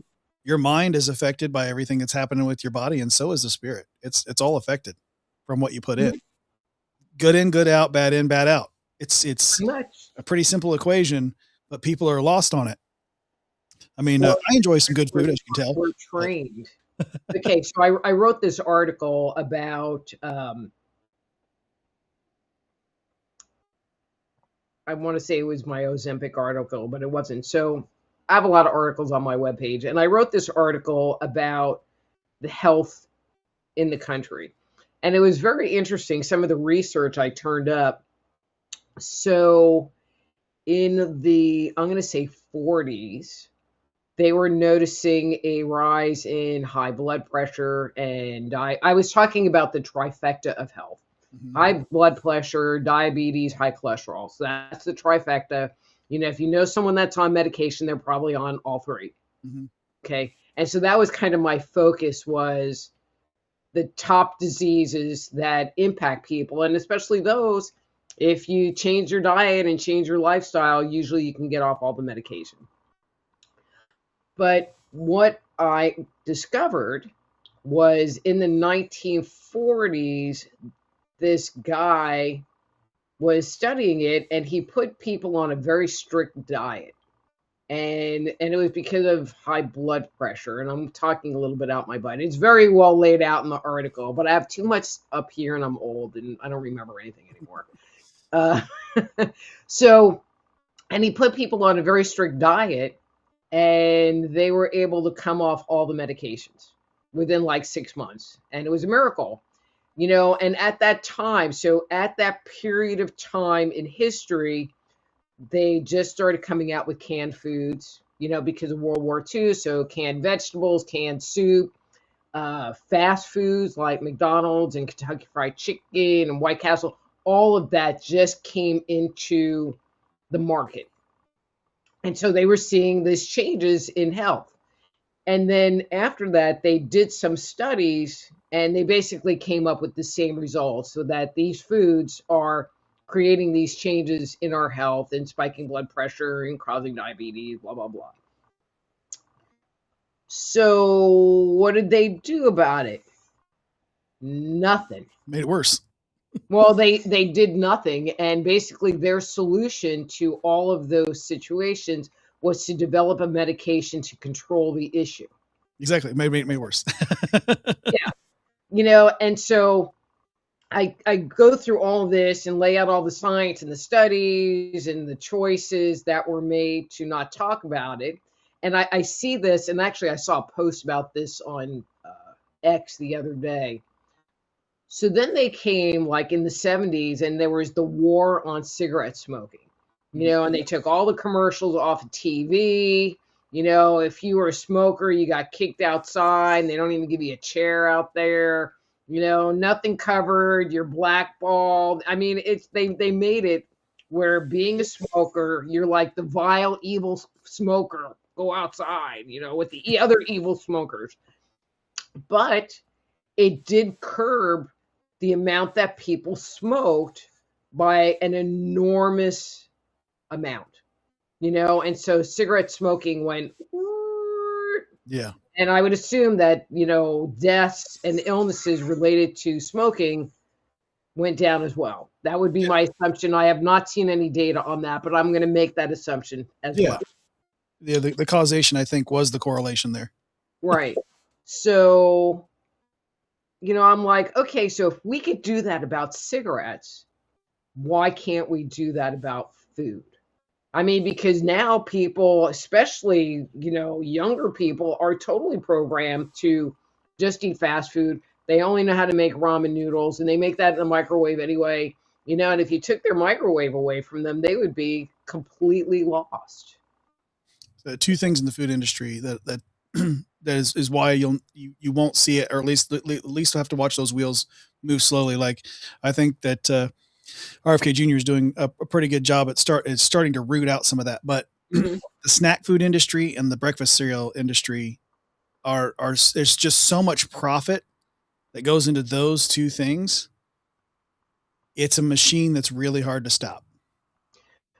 Interesting point. So I like Tucker, even though like he's vilified right now, but I still like Tucker. Hey, Sorry. I do too. But he was interviewing Bucky. I think his brother's name is Bucky. And it was just this most recent interview. And he was actually talking about the fight against tobacco. And he was saying, and I was not privy to this information, that the tobacco industry was like the number one industry in the United States. And so when they made this ban against tobacco, it basically killed like this huge industry, because it wasn't just the smokers, it made all the tobacco producers go out of business, because, as he said, one of the major cash crops when America was founded was tobacco. So I'm assuming that there is a lot of tobacco export that happened. And so they made, a lot of the tobacco producers go out of business. Yeah. And so that agriculture in early America was huge with tobacco, and also the wacky version was huge in the agriculture of early America as well. George Washington was a big partaker, actually. Mm-hmm. But did he make brownies? That's the important part. I don't know if they understood the fats and butter and how to make it like that, but yeah, I know that they got to smoke. Well, people sit there and make jokes about old school stuff. Mm-hmm. But our ancestors knew a lot of stuff that we're just stupid about. Oh yeah. And I just sit there and go, well, it's old school. And sometimes you just need to go old school, because this modern stuff isn't helping you. They just want to get you hooked on some medication that you're going to take for the rest of your life every day. That's just making you more toxic. And yeah.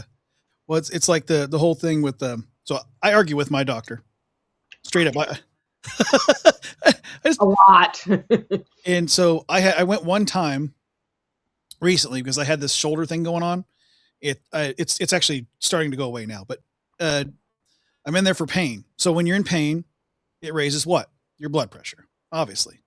I'm in quite a bit of pain. Like I'm talking like a 7.5 on the scale of 10 pain. It's hurting quite a bit. And I'm sitting there and he's doing my blood pressure, and I'm trying to explain to him like, hey, it's probably gonna be high, because he's looking at me, he's rolling his eyes as he always does when he does my blood pressure. Outside of this one experience, my blood pressure's always come out pretty much right up the middle of the street, normal, which frustrates him because I'm heavier. So he's like, he always has to say the same thing. Well, you're just a really healthy, overweight guy. So when he does it this time, he's finally got this, like, there's the high blood pressure reading, and he's like, I think I'm going to put you on a statin. I said, no. He goes, no, but you had high blood pressure. I said, you don't understand. I'm not taking a statin. And he goes, a statin's for cholesterol. So I don't even know why he would recommend a statin. So he says, yeah. He had high blood pressure. It's going to correlate with this. He starts listing off all these reasons. He says, yeah, I think you need to go on a statin. And he lists. I said, no, I'm not going to take it. And after the third time, and finally he's like, that's your right. And I'm like, that's right. It is my right. And don't give me any other pills. He ends up giving me some stuff for the, so it was like a steroid and a muscle relaxer, which I'm like, if you try to figure out if this is a shoulder thing, they had an X-ray previously, because there was another correlation why I had the X-ray prior, but the X-ray didn't show anything on the bones. Like, okay, well then probably need an MRI so we can see the soft tissue, and then you'll see, oh, this is the problem. but they refuse to do that. They just want to throw pills at it. And I'm like, this argument would be over, and I wouldn't be currently going through all this physical therapy if you just do the right steps. So I argued quite a bit, but it's always like, so I went from him to an ortho doctor, and the ortho doctor was like, no, change this pill to this pill. So he's throwing new pills at it. I'm like, and see, I wouldn't take the pills, even though this is terrible. I would fill the prescription because I maybe at some point in time in the rest of my life maybe would want them because something might come up. So there's that. I hurt my back bad, and I had this weird shoulder thing, and so my neck didn't hurt, but according to the chiropractor, it was actually my neck that was out, but it hurt like somebody was putting a stiletto in my shoulder. It was terrible. And I had to get a referral, which meant I had to like not go to the chiropractor and go to see the doctor. And he goes, well, and I asked him for some pain meds, and like normally I don't care, but I was not sleeping at all because I had to sit up in the bed and he goes, well, I'm going to, write you a referral to an osteo bone doctor guy. And I'm like, not going to go. I go, I want a referral to the chiropractor. And he was like, okay. And he was super nice. I love this guy, so he wrote me the 2 referrals. He goes, well, if it doesn't resolve by going to the chiropractor, you already have this referral in place and you can go see the other doctor and kind of follow that, that route, which I never did, but what? So I think I'll freaking know. Okay. So this is a different shoulder story. So, I have this like not love hate. I do a lot of work with health with people, a lot of work, and so if you're going to tell me this, you have to give me a really good reason, like a really good reason, or I'm going to just diagnose myself and tell you what I want to do. Like, this is what I'm going to do. Actually, I have a different story that goes with that, which you'll appreciate it. But there was something going on with my shoulder, and I could only lift my arm up like that high. So I had to like put this arm in my jacket first, and this is my left hand. And it, so I finally broke down and went to the doctor. And so he goes, oh, well, you got bursitis in that shoulder, and he tries to give me pills, which I'm not going to take, but I did take the prescription. And and then and he wanted to do something, and I'm like, no. I go, but give me a referral to physical therapy. I'll go do physical therapy. Yeah. I will do that. And he was like, well, I don't know if it'll help, but okay, here's a referral. So I'm supposed to like go to physical therapy the next week. And I'm walking down the stairs in my house, and the last couple of rungs were like a little short step. And I slipped and I grabbed onto the railing, like the upright bar. And it just like took my arm because I slid down 3 stairs. And so now I'm laying on the floor like, oh my God. I mean, it hurt like hell. It hurt like hell. But after laying there for a couple of minutes, I got up and I was like, huh.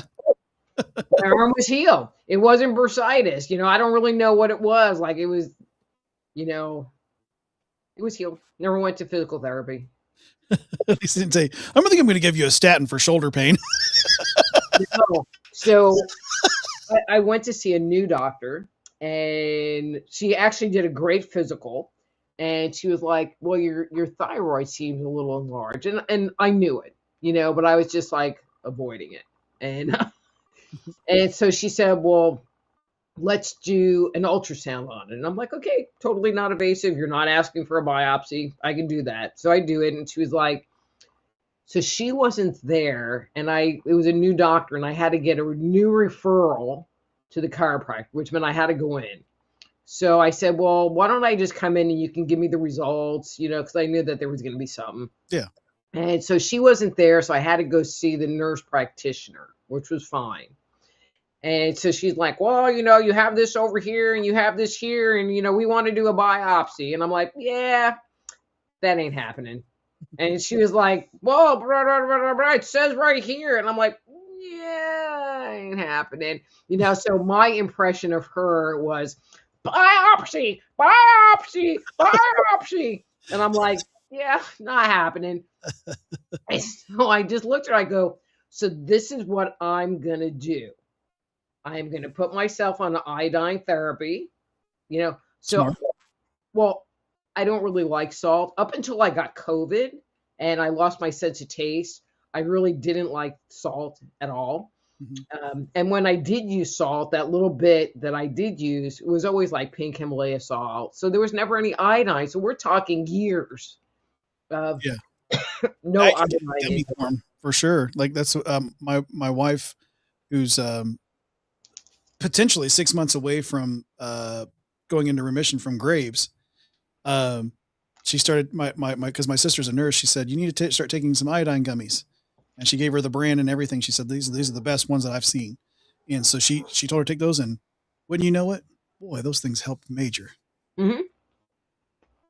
You know, so I told her, I go, so this is what I'm going to do. I already have my annual appointment scheduled in 6 months. We can revisit it in 6 months.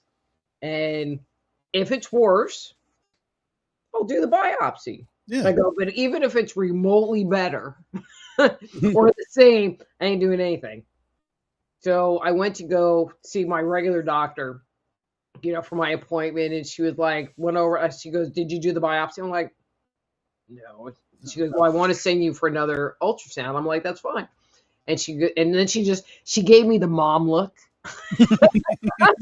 you know, like, and I'm like, no, I swear, if it's any bit as worse, I'll do the biopsy. You know, now it's been proven to me that what I'm doing is not really going to work, you know, and it's not that I have a goiter, you know, or thyroid enlargement because I don't ever eat iodine, you know.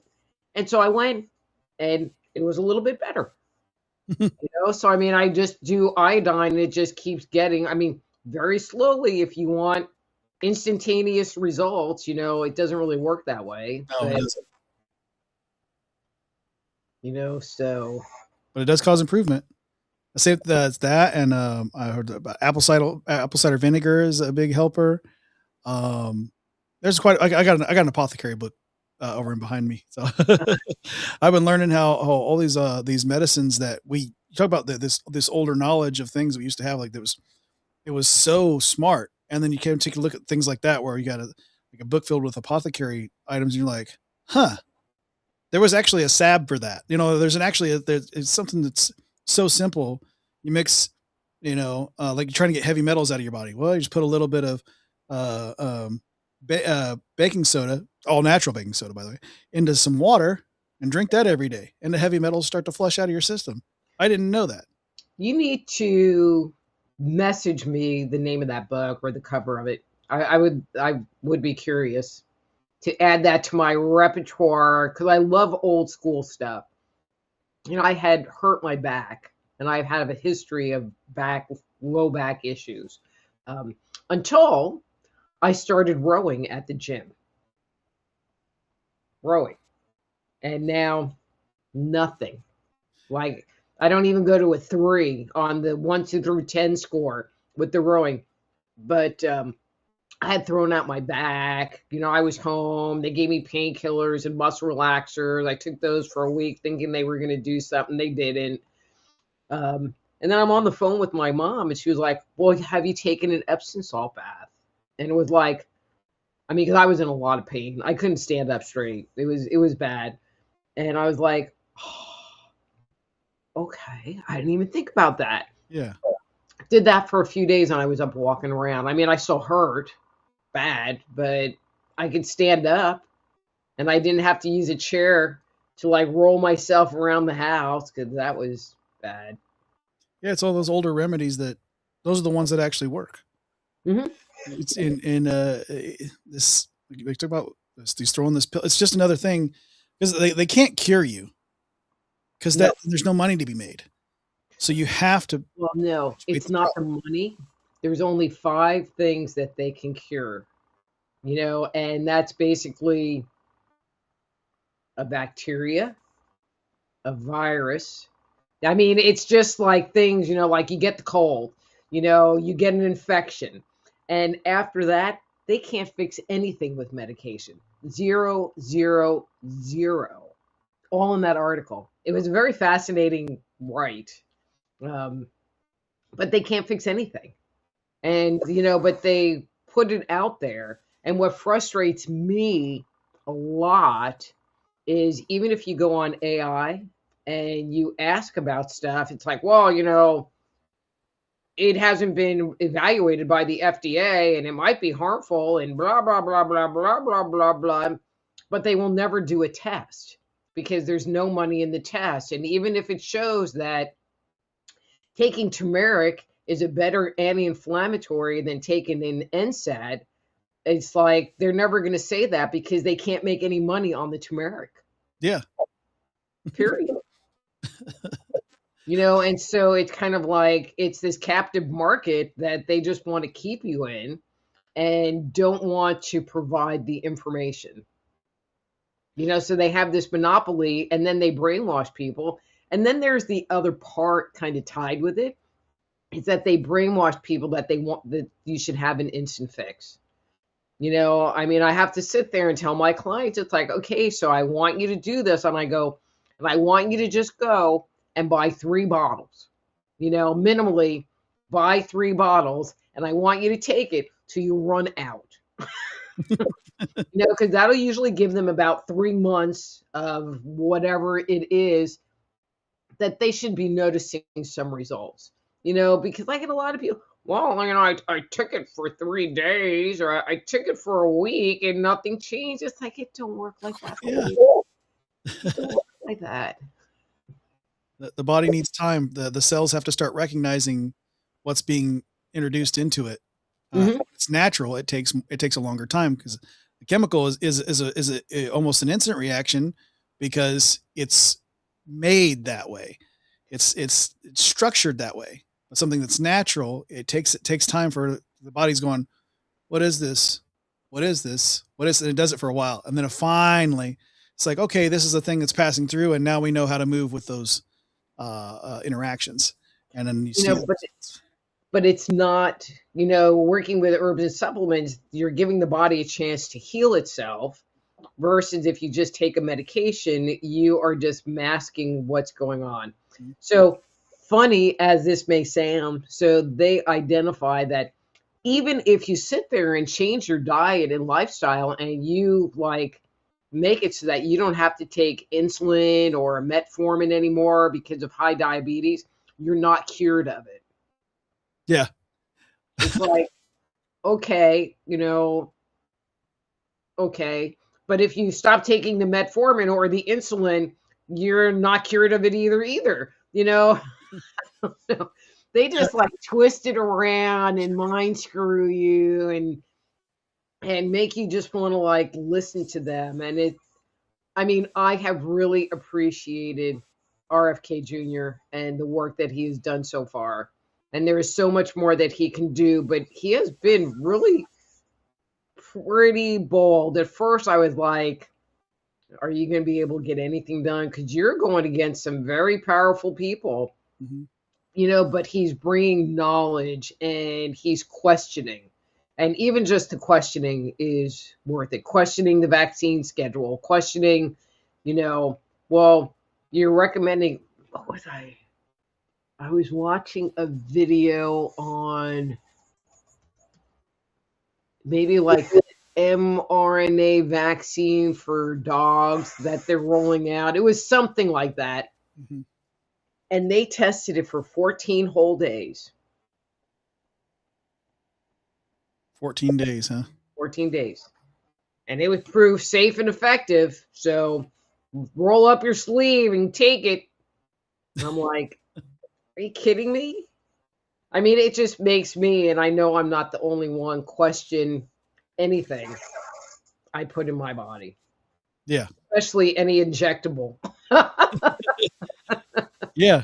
I'm right there with you. It's like, there used to be a thing where you used to get all the different, whatever the doctor would say, you need this, you need that. Now I'm I question every bit of what they pull out. Cause I was like, what's in that? And that frustrates a doctor because they're just like, because they just want to keep going because they know that they've got other people they got to get to them. Like, hey, if I don't know what's in it, I'm not putting it. And even then, I have to find out about the things that are in it because I can't guarantee you that can't guarantee you that I'm going to take it because I have to find out what that is in it and what it will do to me, you know, Yeah. potentially. People don't like to hear that, but I don't even care. I'm like, I'm paying you. yeah. I mean, the doctor that I'm working with now is actually pretty cool for the most part. I don't know. I've had some disagreements with her, but but at least she's the most open that I've interacted with so far. How's that? And we can have a discussion, and having a discussion is good. It's like, well, if you could tell me why that's important, then maybe I'll listen to you. Yeah. If you can't give me. So I broke my finger dusting. And it's true. And okay, so I'm just so weird. And so, all right, this explains my whole relationship with doctors. So it's all bent like that, and it hurts, and like the tendon or whatever, the gel in there was all sticking up, and I'm like, okay. And I'm like, okay, so if you go to the doctor, what are they going to do? They're going to, especially go to the emergency room because that would be an emergency room visit. I'm like, they're just going to put a splint on it. I'm like, okay. So I'm looking for like a popsicle stick, which I didn't have any, and I wanted to get it on right away. And so I found, so I have remodeled 2 homes, like historic homes that were dumps and like that. So when I'm not like working these little part-time jobs, I've done these 2 major renovation projects. So I had a low stir stick. And so I like cut the low stir stick down, and then I didn't think I had any like hospital tape. So I like took Scotch tape and just like Scotch tape the low stir stick to straighten my finger out. And then I actually did get like medical tape. So it didn't look, like I wasn't using duct tape to hold it on because that would just look really bad on my Lowe's stir stick. And I did make sure it had the Lowe's logo on the part that I used. And so this friend of mine is like badgered me to going to the doctor, right? It's already been over a week, badgered me. And I'm like, fine. And so I go to the doctor and he looks at it and he goes, well, I want to send you for an x-ray. And I'm like, so what is the x-ray going to tell you? You got to give me one good reason why I'm going to go. I'm only here because my girlfriend was driving me freaking crazy.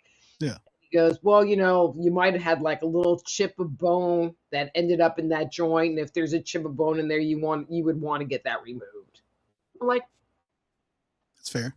Okay, that's fair. Go get the x-ray. So the woman calls me up and she goes, well, you have such and such kind of break in your finger and they want you to see an orthopedic surgeon. And I'm like, okay. And I was like, so was there like a bone chip in that joint? She goes, I don't know. I go, well, how's about this? You go find out if there's a bone chip, and I'm going to look up whatever this kind of break is, and I'll let you know if I want an appointment. Yeah. So I look up the kind of break, and basically it says you screwed up the cartilage or whatever that's in between the joint. And you know what the resolution to it is? Immobilize the finger for 8 weeks. So I have to go see an orthopedic surgeon for him to like give me like a not Lowe's stir stick splint for my finger. Obviously, I did not make that a point. Yeah. Just continue with the Lowe's stir stick. It works just as well. Great. And it gave me a story to tell, I think duct tape would have been perfect. I mean, then it really is a DIY. Like people notice is like, yep, bask in the glory. I never have duct tape. For some reason, I never have duct tape in my house. I was going to go for the painter tape, the blue painting tape, because I did have that. But it was really wide. It was like that 2.5 inch wide Oh yeah, tape. It was like kind of too wide. I'm just gonna go for the Scotch tape for now. it You know, works. It works, right? It immobilized your finger, did what it was supposed to do. well, and I live right near a Family Dollar, so I just like went to Family Dollar and got some tape. But in the meantime, it was like it was immobilized, and yeah, I had two different sizes. I had a long one that did my whole finger, and then I cut it down to a shorter one so I could use that back joint. Is like, so what you're telling me, Doc, is that I've already done your job, and I can go home and not have to pay any more money. Pretty much. And they were I, still like, that'll be $3,000. I mean, I thought it was pretty good of me of going in for the dumb X-ray in the first place, but he did give a good It was excuse, a very good argument. good reason. I'm like, and he wasn't asking for an MRI or anything like that, and I didn't suspect it, so, but again, you got to give me a really good excuse, because if it's not a good excuse, then I'm not doing it. I'm just going to, I'm just going to do it myself. Because half the time they tell you stupid stuff that doesn't make any sense, or Yeah. want you to do all of this stuff when you could just soak in the bathtub. Right. I would say that there are a lot of people who have had back surgery done to fix a back issue when all they needed to do was go soak in the tub. Yeah, for a few hours. Mhm. No wonder they're trying to move tubs out of homes. Like you see all these new constructions, tubs is a thing of the past. It's like, no, you need the tub out of the tub out. It's like it's seen as a bad aesthetic to the home. And I'm like, why is it such a negative connotation to have a bathtub? Oh, that's for children. Is it though? Is it though? Well, one, it's easier to just put a shower in. Yeah. Two, I don't, people in general, people don't really take baths that much anymore. I like taking a good bath. My boyfriend has a hot tub. I freaking love that thing, because that's like having like a giant bath that's already hot, and you don't have to fill it with water. Um, so at one point, I was just really into baths, and I was taking like 2 and 3 baths a week, and then I got my water bill. That kind of put a little limit on it. Well, I think what gets lost with a lot of folks is that they see a bath as, well, I don't want to go in there and bathe in my own soup type of thing. It's like, well, don't look at it as a bathing thing then, because you can still take your shower to clean up, right? To do your suds and all that stuff, but look at it as a place to go heal, to go be your place of like relaxation. I mean, a hot tub is definitely a step up from that, but if you don't have the money for a hot tub, or maybe it's just not your thing, maybe you don't want the jets or anything, a bathtub would be a nice little investment for you to be able to, I don't know, just take a soak. I like the soap, but like if I'm ever taking a bath, there's like a cup of Epsom salt in there. I take stinky baths, and I have my essential oil, and I'm like making these little concoctions, or if I like find bubbles to put in there, I'll make it a bubble. I'll make it like a thing. It's experience. No, not I'm taking a bath. Like I never take a bath when I'm taking a bath. Yeah. Every so often I'll actually soap up while I'm in the tub, but I never take a bath. I Yeah. just soak. I just like soaking. And you can't put Epsom salt in a hot tub, so you would Right. lose that beneficial Epsom salt, heavy duty magnesium on the skin effect by just going in the hot tub, even though I freaking love the hot tub. Because I think it's whatever touches the skin only takes 16 seconds for it to get into the bloodstream. Something like that. Somewhere around that. Mhm. We're talking about all these holistic things and the effects on the system and arguing with doctors for sure. And I think it's becoming more and more common now. I think people are really starting to wake up to that. How does that translate to what you do now and the advice that you give to folks yeah. I think people are much more open to, choosing themselves. And there's this, a growing realization that like taking this medication is bad. Mm-hmm. And so what can I do so I don't have to take this medication? But to me, it's really about I'm choosing me. That's kind of my view is like, well, I'm choosing me. Like you were mentioning apple cider vinegar. Mm-hmm. Not the best tasting stuff in the world. Okay, I kind of like it. See, now my mouth is freaking watering. It's an acquired taste, but after a while, Your taste. But maybe not on the top of people's list of stuff that they want to drink, right? Or ingest. But if you're going to get this benefit, this benefit, this benefit, and if it's going to make you lose weight or whatever other, because it does a lot of stuff, it's like, why not? Right. I mean, my new thing is chia seeds. So I eat a little bit of chia seeds, like this pudding stuff. I don't know. I mean, basically, you take the chia seeds and mix it with milk. I mean, I use almond milk and has lots of omega-3s. It has a lot of good stuff in it. That's kind of my new thing. Yeah, it's a texture thing too, because like, I know a lot of people that are putting it in their yogurt nowadays. Mm-hmm. Yeah, it's like it adds that texture to the yogurt, so you get whatever flavor, even if it's a plain yogurt. You still now you're getting the probiotics and the prebiotics that are in the yogurt, so it's going to take care of your gut health, and the chia seeds, which is going to kind of push everything through and have all the benefits that come with chia seeds. Mm-hmm.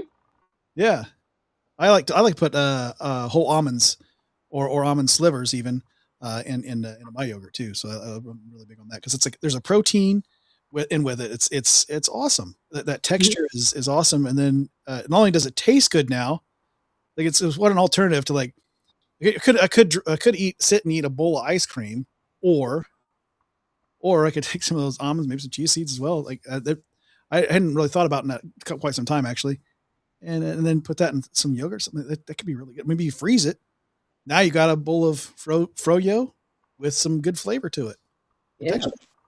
I don't know. But I mean, there's just so much out there. But to me, it's really about choosing you, choosing yourself, and not necessarily listening to them because they're just out to follow, evidence-based medicine. And if it falls outside of evidence-based medicine, they don't want to talk to you about it. I mean, Rockefeller-based medicine, yes. I went to this audiologist because I woke up one day deaf in one ear. Just wow. And did a tele thing, and they were like, you need to have someone look in your ear. It's probably just earwax. Go to the little doc in the box. She looks in my ear, no earwax, gives me some antibiotic things because it's right before Christmas. So I think I'm at the doc in the box on Christmas Eve. And I couldn't get in with my doctor because it was right at Christmas. Wait, do that for a week, still not like remotely anything. Go to my doctor, and she's telling me to do a neti pot, which I was like, that's disgusting, and it's really not going to work, So I didn't really know what to do with that. So finally, I found out I didn't need a referral, and I went to go see a ear, nose, and throat doctor. But he was very evidence-based, and we had some really good conversations. I will say that, and I'm saying because I had just started this medication that was my choice. And I never even got the bottle refilled because now I'm deaf in this ear. And I looked it up, and, one of the reasons that you can have sudden hearing loss is due to dehydration. And this had to do with like water in the body, the pills. And I'm like, I think it's the pill. He's like, not the pills, not the pills, not the pills. So then I find this other article about the pills specifically that was in like phase 4 study that showed 5% of women that take that medication suffer from sudden hearing loss. So of course I had to take him that paper. But he was like, it's not the medication because he was so evidence-based. But he did provide a good protocol You know what I mean? Like he was dotting his I's and crossing his T's and not trying to get, like, he did get me to get an MRI, but I thought they could see inflammation because I could feel it. I mean, I could feel discomfort this far away from my head, A lot of and I pressure. could tell it was just like all inflamed in there. And I thought the MRI would show that, but apparently it did not. So he was looking for cancer. I'm like, I can tell you there's no cancer in that freaking ear. There's just a lot of inflammation. But the doctors are always looking for, they're professional guessers for that matter. But I think a lot of that has to do with the Rockefeller teaching in their school books. Mhm. Here, take this. This has only got petroleum in it. I wrote an entire article on that and how the AMA took over, and I mean, Rockefeller did fund a lot, okay, so there was Rockefeller and then Vanderbilt, Rothschild. So the Rothschild, Rothschild yeah, funded what was called the Flexner Report, which basically said, if you are a part of the AMA, you're good. And if you're any of these other people, you're quacks and your schools are stupid and don't see them. And so it kind of forced all of these alternative schools to shut down or line up with the AMA. So like DOs, doctors of they were their own thing, like chiropractors. And so they bit the bullet and joined over with the medical team. yeah.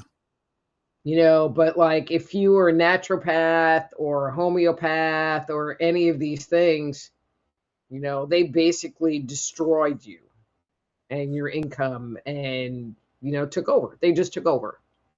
And you had to take on the what's still, I think it's far too often ostracized from society, the banner of holistic doctor, which I think is a good banner, and I see it as a positive light. But a lot of people, you say something about, I went to a holistic doctor, and they go, I'm like, get out of the program, man. Who made this system? It's broken. It's like, do you really want to take that many medications? I mean, I just, I decided to take that one medication because there was just stuff going on, and I couldn't figure out how to fix it. And, so it was a very conscious choice to take it. Obviously, I'm not taking it anymore. Right. Well, certain things are just like, there is definitely a need for certain kind of medications for a time. Like there's something for a season, like a Band-Aid of sorts, right? You do need a Band-Aid for a time because the wound is open. So let's get a Band-Aid on it. But eventually that thing is starting to heal up underneath there, especially if you're hitting it with Neosporin, and no longer do you need the Band-Aid, and you can move forward because the cells have figured out, hey, this is how it's going to work. And I think it works that way with most things. And well, and I think with a certain amount of the aging, there can become this time where you do need to take some kind of medication. something. Like my grandmother, she had very late onset diabetes, but she was like freaking 80 years old, and it's because she was 80 years old. Yeah.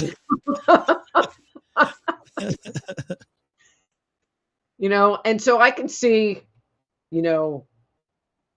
as you get older, but I mean, I've seen these people that are, 50, 60, and they're on like 4, 5, 6, 7 medications. And it's like, are you kidding me? Here, put that chip down. Yeah. I have a friend of mine, he's a very close friend of mine, actually, on 32 medications. We counted them. And there was a time where, I went directly to his doctor. I looked the doctor in the eyes, and I said, look, our plan, I didn't say his plan. I said our plan, because I wanted to be part of it. And interjected myself into that situation. I said, our plan is to get him off as many of those medications as possible. Are you going to work with me or not? Because if you're not, we're going to go find somebody else that will. And the doctor was like, that sounds like a great plan to me. And I was like, all right. I mean, I don't know if he was intimidated by it. He kind of looked like he was shaking. I'm a big guy. I'm 5'10", and But anyhow, I don't know if that was what caused him to agree with me, but he was very agreeable at that point. And we got him down to 12 for a time. And then they changed his doctor. And right back up. Oh, I need to increase it little by little. And he just kept agreeing. Yes, that's what the doctor's telling me. I said, dude, we got you down. We had you, because like he was getting healthier. He was thinking clearer. He was engaging in more activities. He was actually to be able to go outside and do things. And then everything just went right back up. Oh, it breaks your heart when you see this stuff. So my husband went through, he worked in the medical model, and his philosophy was happiness through chemistry. And so he had the trifecta, high blood pressure, high cholesterol, and high sugar. But he wouldn't take a statin. He was adamant, would not take a statin because he knew how crappy they were for you. Yeah. It's a good decision. And I'm just going to say it this way. I love him to death, but he died at 59. And it's just kind of like, I just made the choice, that he had to do him. Like, there's no way I would take those medications. Then I would watch what he would eat. He would make a cup of coffee and put like a tablespoon of sugar in with a cup of coffee. Tablespoon, and would drink like 4 or 5 cups of coffee and then wash it down with an orange juice and then have some cereal with it for breakfast. Oh, so he was influenced by Edward Bernays then? I don't know. And it was kind of like, you wonder why your blood sugar's messed up. It's like you're doing that. It's like, no, I would just rather not do that and not have my blood sugar be messed up. The reason I say the name Edward Bernays is because he's considered the father of advertisement. Mm-hmm. He's why we have the Great American Breakfast. That's why eggs and bacon, and that's why it's associated, because he worked with the pork industry and the milk industry and orange juice and breakfast cereal, all those industries. And he's like, how do we market all these things? Well, it's a complete breakfast that didn't exist before. Got some Pop-Tarts. Yeah. All that stuff comes from these advertisements from Edward Bernays. He's also the reason that women began smoking, because it was seen as ostracized from society. But they called them. They had the women during like suffrage type things, and they were out there burning their bras, and they were smoking the cigarettes on the little tubes, the long filters, and they called them Liberty sticks. They were Liberty sticks, and that's how they sold them to these young ladies, to get the young ladies to start smoking. So that he got them to start smoking. He got them to start eating these mostly unhealthy foods right out of the gate in the start of a day, when most people were if they broke their fast. That was the whole point of a breakfast, was to break your fast. They were eating like whatever was left over from the night before, like a little bit of beans, whatever. And then, something like a couple slices of bread or something to keep the carbs so they could go out and work on the farm or wherever they had to go. They didn't know what breakfast was. This was a foreign concept, but then because it was brought in, so then you have these side effects in society where people think that something I'm sucking on right now is some caffeine and some sugar, but that people decided that this was going to be something that they incorporated into their everyday lives because it was a complete breakfast. Well, there's the whole, you need to eat 3 meals a day, and breakfast is your most important meal, and I just am like, I can't do it. Yeah. I mean, I can't really put anything in my mouth before 11 o'clock. That just seems so offensive. And that's the way I get a lot of flack about it. It's like, yeah, but breakfast is your most important meal. And I'm like, no, not really. Oh boy. So incoming here, we had that said that shots were fired at the dinner at the White House. What? It says shots fired at the dinner at the White House. Okay, I just saw that. So, Steve, could you provide a couple of details? I know we're almost out of time, but some details, please. That's a wild thing for news to come in at this conjuncture. I wonder if there's anybody that's there's got to be somebody that's live on the scene. Let's check out. I'm pulling up some sources here to see if there's anybody live right now on it. Certainly. Not seeing any news sources here. Okay. Correspondence dinner, but there's still nothing there about it. Trying to find it. You're watching it. Also, our good friend AC has something on it. Okay. So he's over there on, he's on Rumble as well. So I'll pull him up. Yeah, and like I just went on X, and I'm not seeing anything there. Oh, wait a minute. Okay, so there are in fact people moving out. Shooting at the White House Correspondents' Dinner. Yeah, AC's got it pulled up on his. Let's share this real quick. This is big. I have a feeling that this is going to be or rocks or sticks. That's the world, sadly, the political world we're living in today. And all you have to do is go to places like Minneapolis or Portland or Chicago, and you'll see this is the new game plan. These are the new tactics of the left. It is silence your opponents. Made it out of violence. The same people that say they want to take guns away from American law-abiding American citizens will be the first ones to use them if they think it'll advance their political agenda. And again, in this case, we don't know any details other than having Benny Harmony's terrifying account there, standing right next to it. You could hear the terror in her voice. If you haven't been around an active shooter situation, it's. So it sounds like the only person that was put into harm was the shooter himself. It sounds like, or at least they don't have any details, but it looks like all of our I don't want to say important people, but all of our representatives, including the president himself, looks like they're okay. So is that at the Correspondents' Dinner? Yeah, it says the Correspondents' Dinner, Association Dinner. Yeah, Trump's good. I just texted my boyfriend. He's like a news junkie, so Trump's good. I'm like, okay. Well, thanks for that informing us, Steve, because that I would have been like, excuse me, what? Yeah. So sorry to cut away from that, certainly, but when wild things happen, we may have to just kind of, because I mean, if that had been something like that, that's a moment that we just I think we would have to take a moment for. But reported by a chatter on Support Our Rights says that as far as what they could find, it says a shooter was at the location, but the shots were fired at that dinner, but the shooter is dead, according to that source. So, okay. Well, yeah, it's kind of dumb to bring a gun to an event with that much security. Yeah, but especially when it's enclosed like that. There's no. It's dumb all the way around. Oof.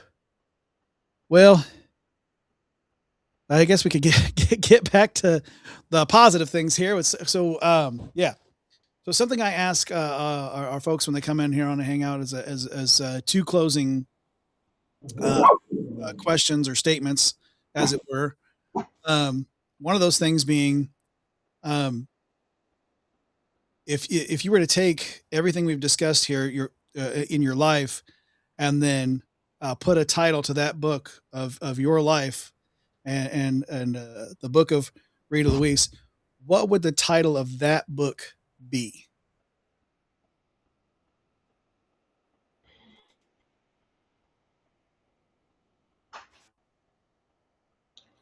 I mean, it's going to sound really, cliche, but just changes. The person I was at 17 compared to the person I am today is not. The person I am I could not even imagine me at 17, and all the things that I've done and achieved and completed. And because I've done a lot of crap, way more than we really got into.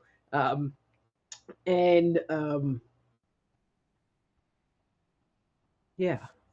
And it makes me smile, because there are people that haven't done anything. And it's like, when my kids were in that teenage period, they were, all they wanted to do is play computer games. And I go, when you're older, you're going to look back at this period and what can you say that you've done? I mean, at that point in time in my life, it was like I played piano, I played guitar, I was in a drum corps, so I played baritone bugle. I knew how to play baseball. I mean, I knew how to do stuff. At 16, I could cook, and I'm like, all you can do is play Super Mario Brothers, So when I sit there at this point in my life, it's like there's a lot. There's a lot. Yeah. Life is out there. Sample it, right? Mm-hmm. Exactly. Yeah, and all those different changes. I mean, you had a lot of things. I mean, just in this discussion, a lot of different arcs and I mean, and things that I would have not guessed that I would have heard a woman on here say. So it's you broke some molds, and that it's fantastic. And then so the final question would be, what would be the closing advice that you would give those who are here to hear about you? I mean, based on our discussion today, is to really pay attention to what's going on in your inner world, because it is there, those feelings, that soft voice, that it feels right or it doesn't feel right, however you connect with it, to me, is God communicating with us, trying to lead us on our path forward. Period. So if you want to have a relationship with God, if you want to communicate with God, that's how you do it. Yeah. It's interesting how you put that, because in the Bible there's this verse that says, he says, "Be still and know that I am God." Mm-hmm. Boom. There, bam. That's all you gotta do is just stop and smell those roses. He's gonna give you all the information you need. Always. So with that, we want to thank you all for joining us. Can I pitch myself here quick? Absolutely, yes. Plug all the things. Hey, so if people want to find out more about me, I mean, because there's a lot that I didn't talk about. I've written 7 books. I've done these. Well, I talked about the house thing a little bit. But so my website is soulhealer.com. That's soulhealer.com, and it is just loaded with articles. On Thursday, I do a podcast. It's called Thursday Night Live with Dr. Rita Louise. And you can come hang out. I always cover a topic. If you would like to get a free reading from me, you can do that there. But if you go on my channel, so I had a podcast for 10 years. And so if you think of a big name in some area, I probably have interviewed them. And all of those interviews, 10 years, there's 600 and something videos on that channel. So check it out, Just Energy Radio. So at Just Energy Radio, 7 p.m. Central, every Thursday night. And you get to hang out with me. And you just never know what I'm going to say. So that's awesome. Well, and then after coming here, you're connected with us now for forever. It's a connection. Yeah, it's not gonna but all of Rita's links that I was supplied with anyway, those are all in the description below. So don't be afraid to click on those and check them all out. I know that there's, we don't have a whole lot of folks that are right here on live, but I know that there are going to be a whole lot of folks that watch us on the recording, and they're going to go, "What is he talking about?" The description below, you know where it's at. Click on the links, open up the tabs, do some exploring. I tried to not explore too much before this round because I wanted to just get to know you and not come in with any kind of potential bias of any kind, whether good or bad. And because I want to know the person, Did I do good? Huh? Did I do good? You did great. And so now it's like, okay, now if I could take who the person is and then take a look at what you do, and I'm going to click on all those links actively, and I'm going to go and find out all new things about you. And then of course, because of that, we'll have to have you back for another hangout at some point. Okay. About all those things. Great. You're forever connected here now. So it's the way it is. And if you ever want to collaborate on things, just let us know. We're always trying to build a bigger community here at Revolver Broadcasting. So thank you for being here. Thank you all for watching who are out there. I'll read if you'd hang on for just a moment after show. Yeah, I think what we'll do for those who are watching on Rumble, we'll get you guys sent out to one of our friends. It's called Rating for those who are uninitiated. Let's see who's got just a few viewers right now. Yeah, well, it seems to be that's what's in the news right now. So we'll get you guys sent over to old AC over there. He's a good friend of ours, and just say hello to AC and show him your support and your love, guys. And for the rest of you, we will see you. Well, everybody, we will see you on Monday morning, 9 a.m. Eastern, for another episode of Morning Word, because we do our Bible study. And don't forget, there's another hangout coming up this coming Tuesday, where I'll be interviewing a good friend of mine. His name's Bradley Walker, and he's got a very, very interesting story. It's going to be an interesting one, to say the least, because Bradley and I know quite a bit about each other. So it's going to be hard. I think it's going to be like a more difficult interview, because I already know some of the answers and things. So I'm going to have to like sit quietly and listen to the same stories that I'm like, I was there, dude. So we love y'all, and hugs to everybody out there. And we will see you on the next show. Keep them notification bells turned on. Bye for now.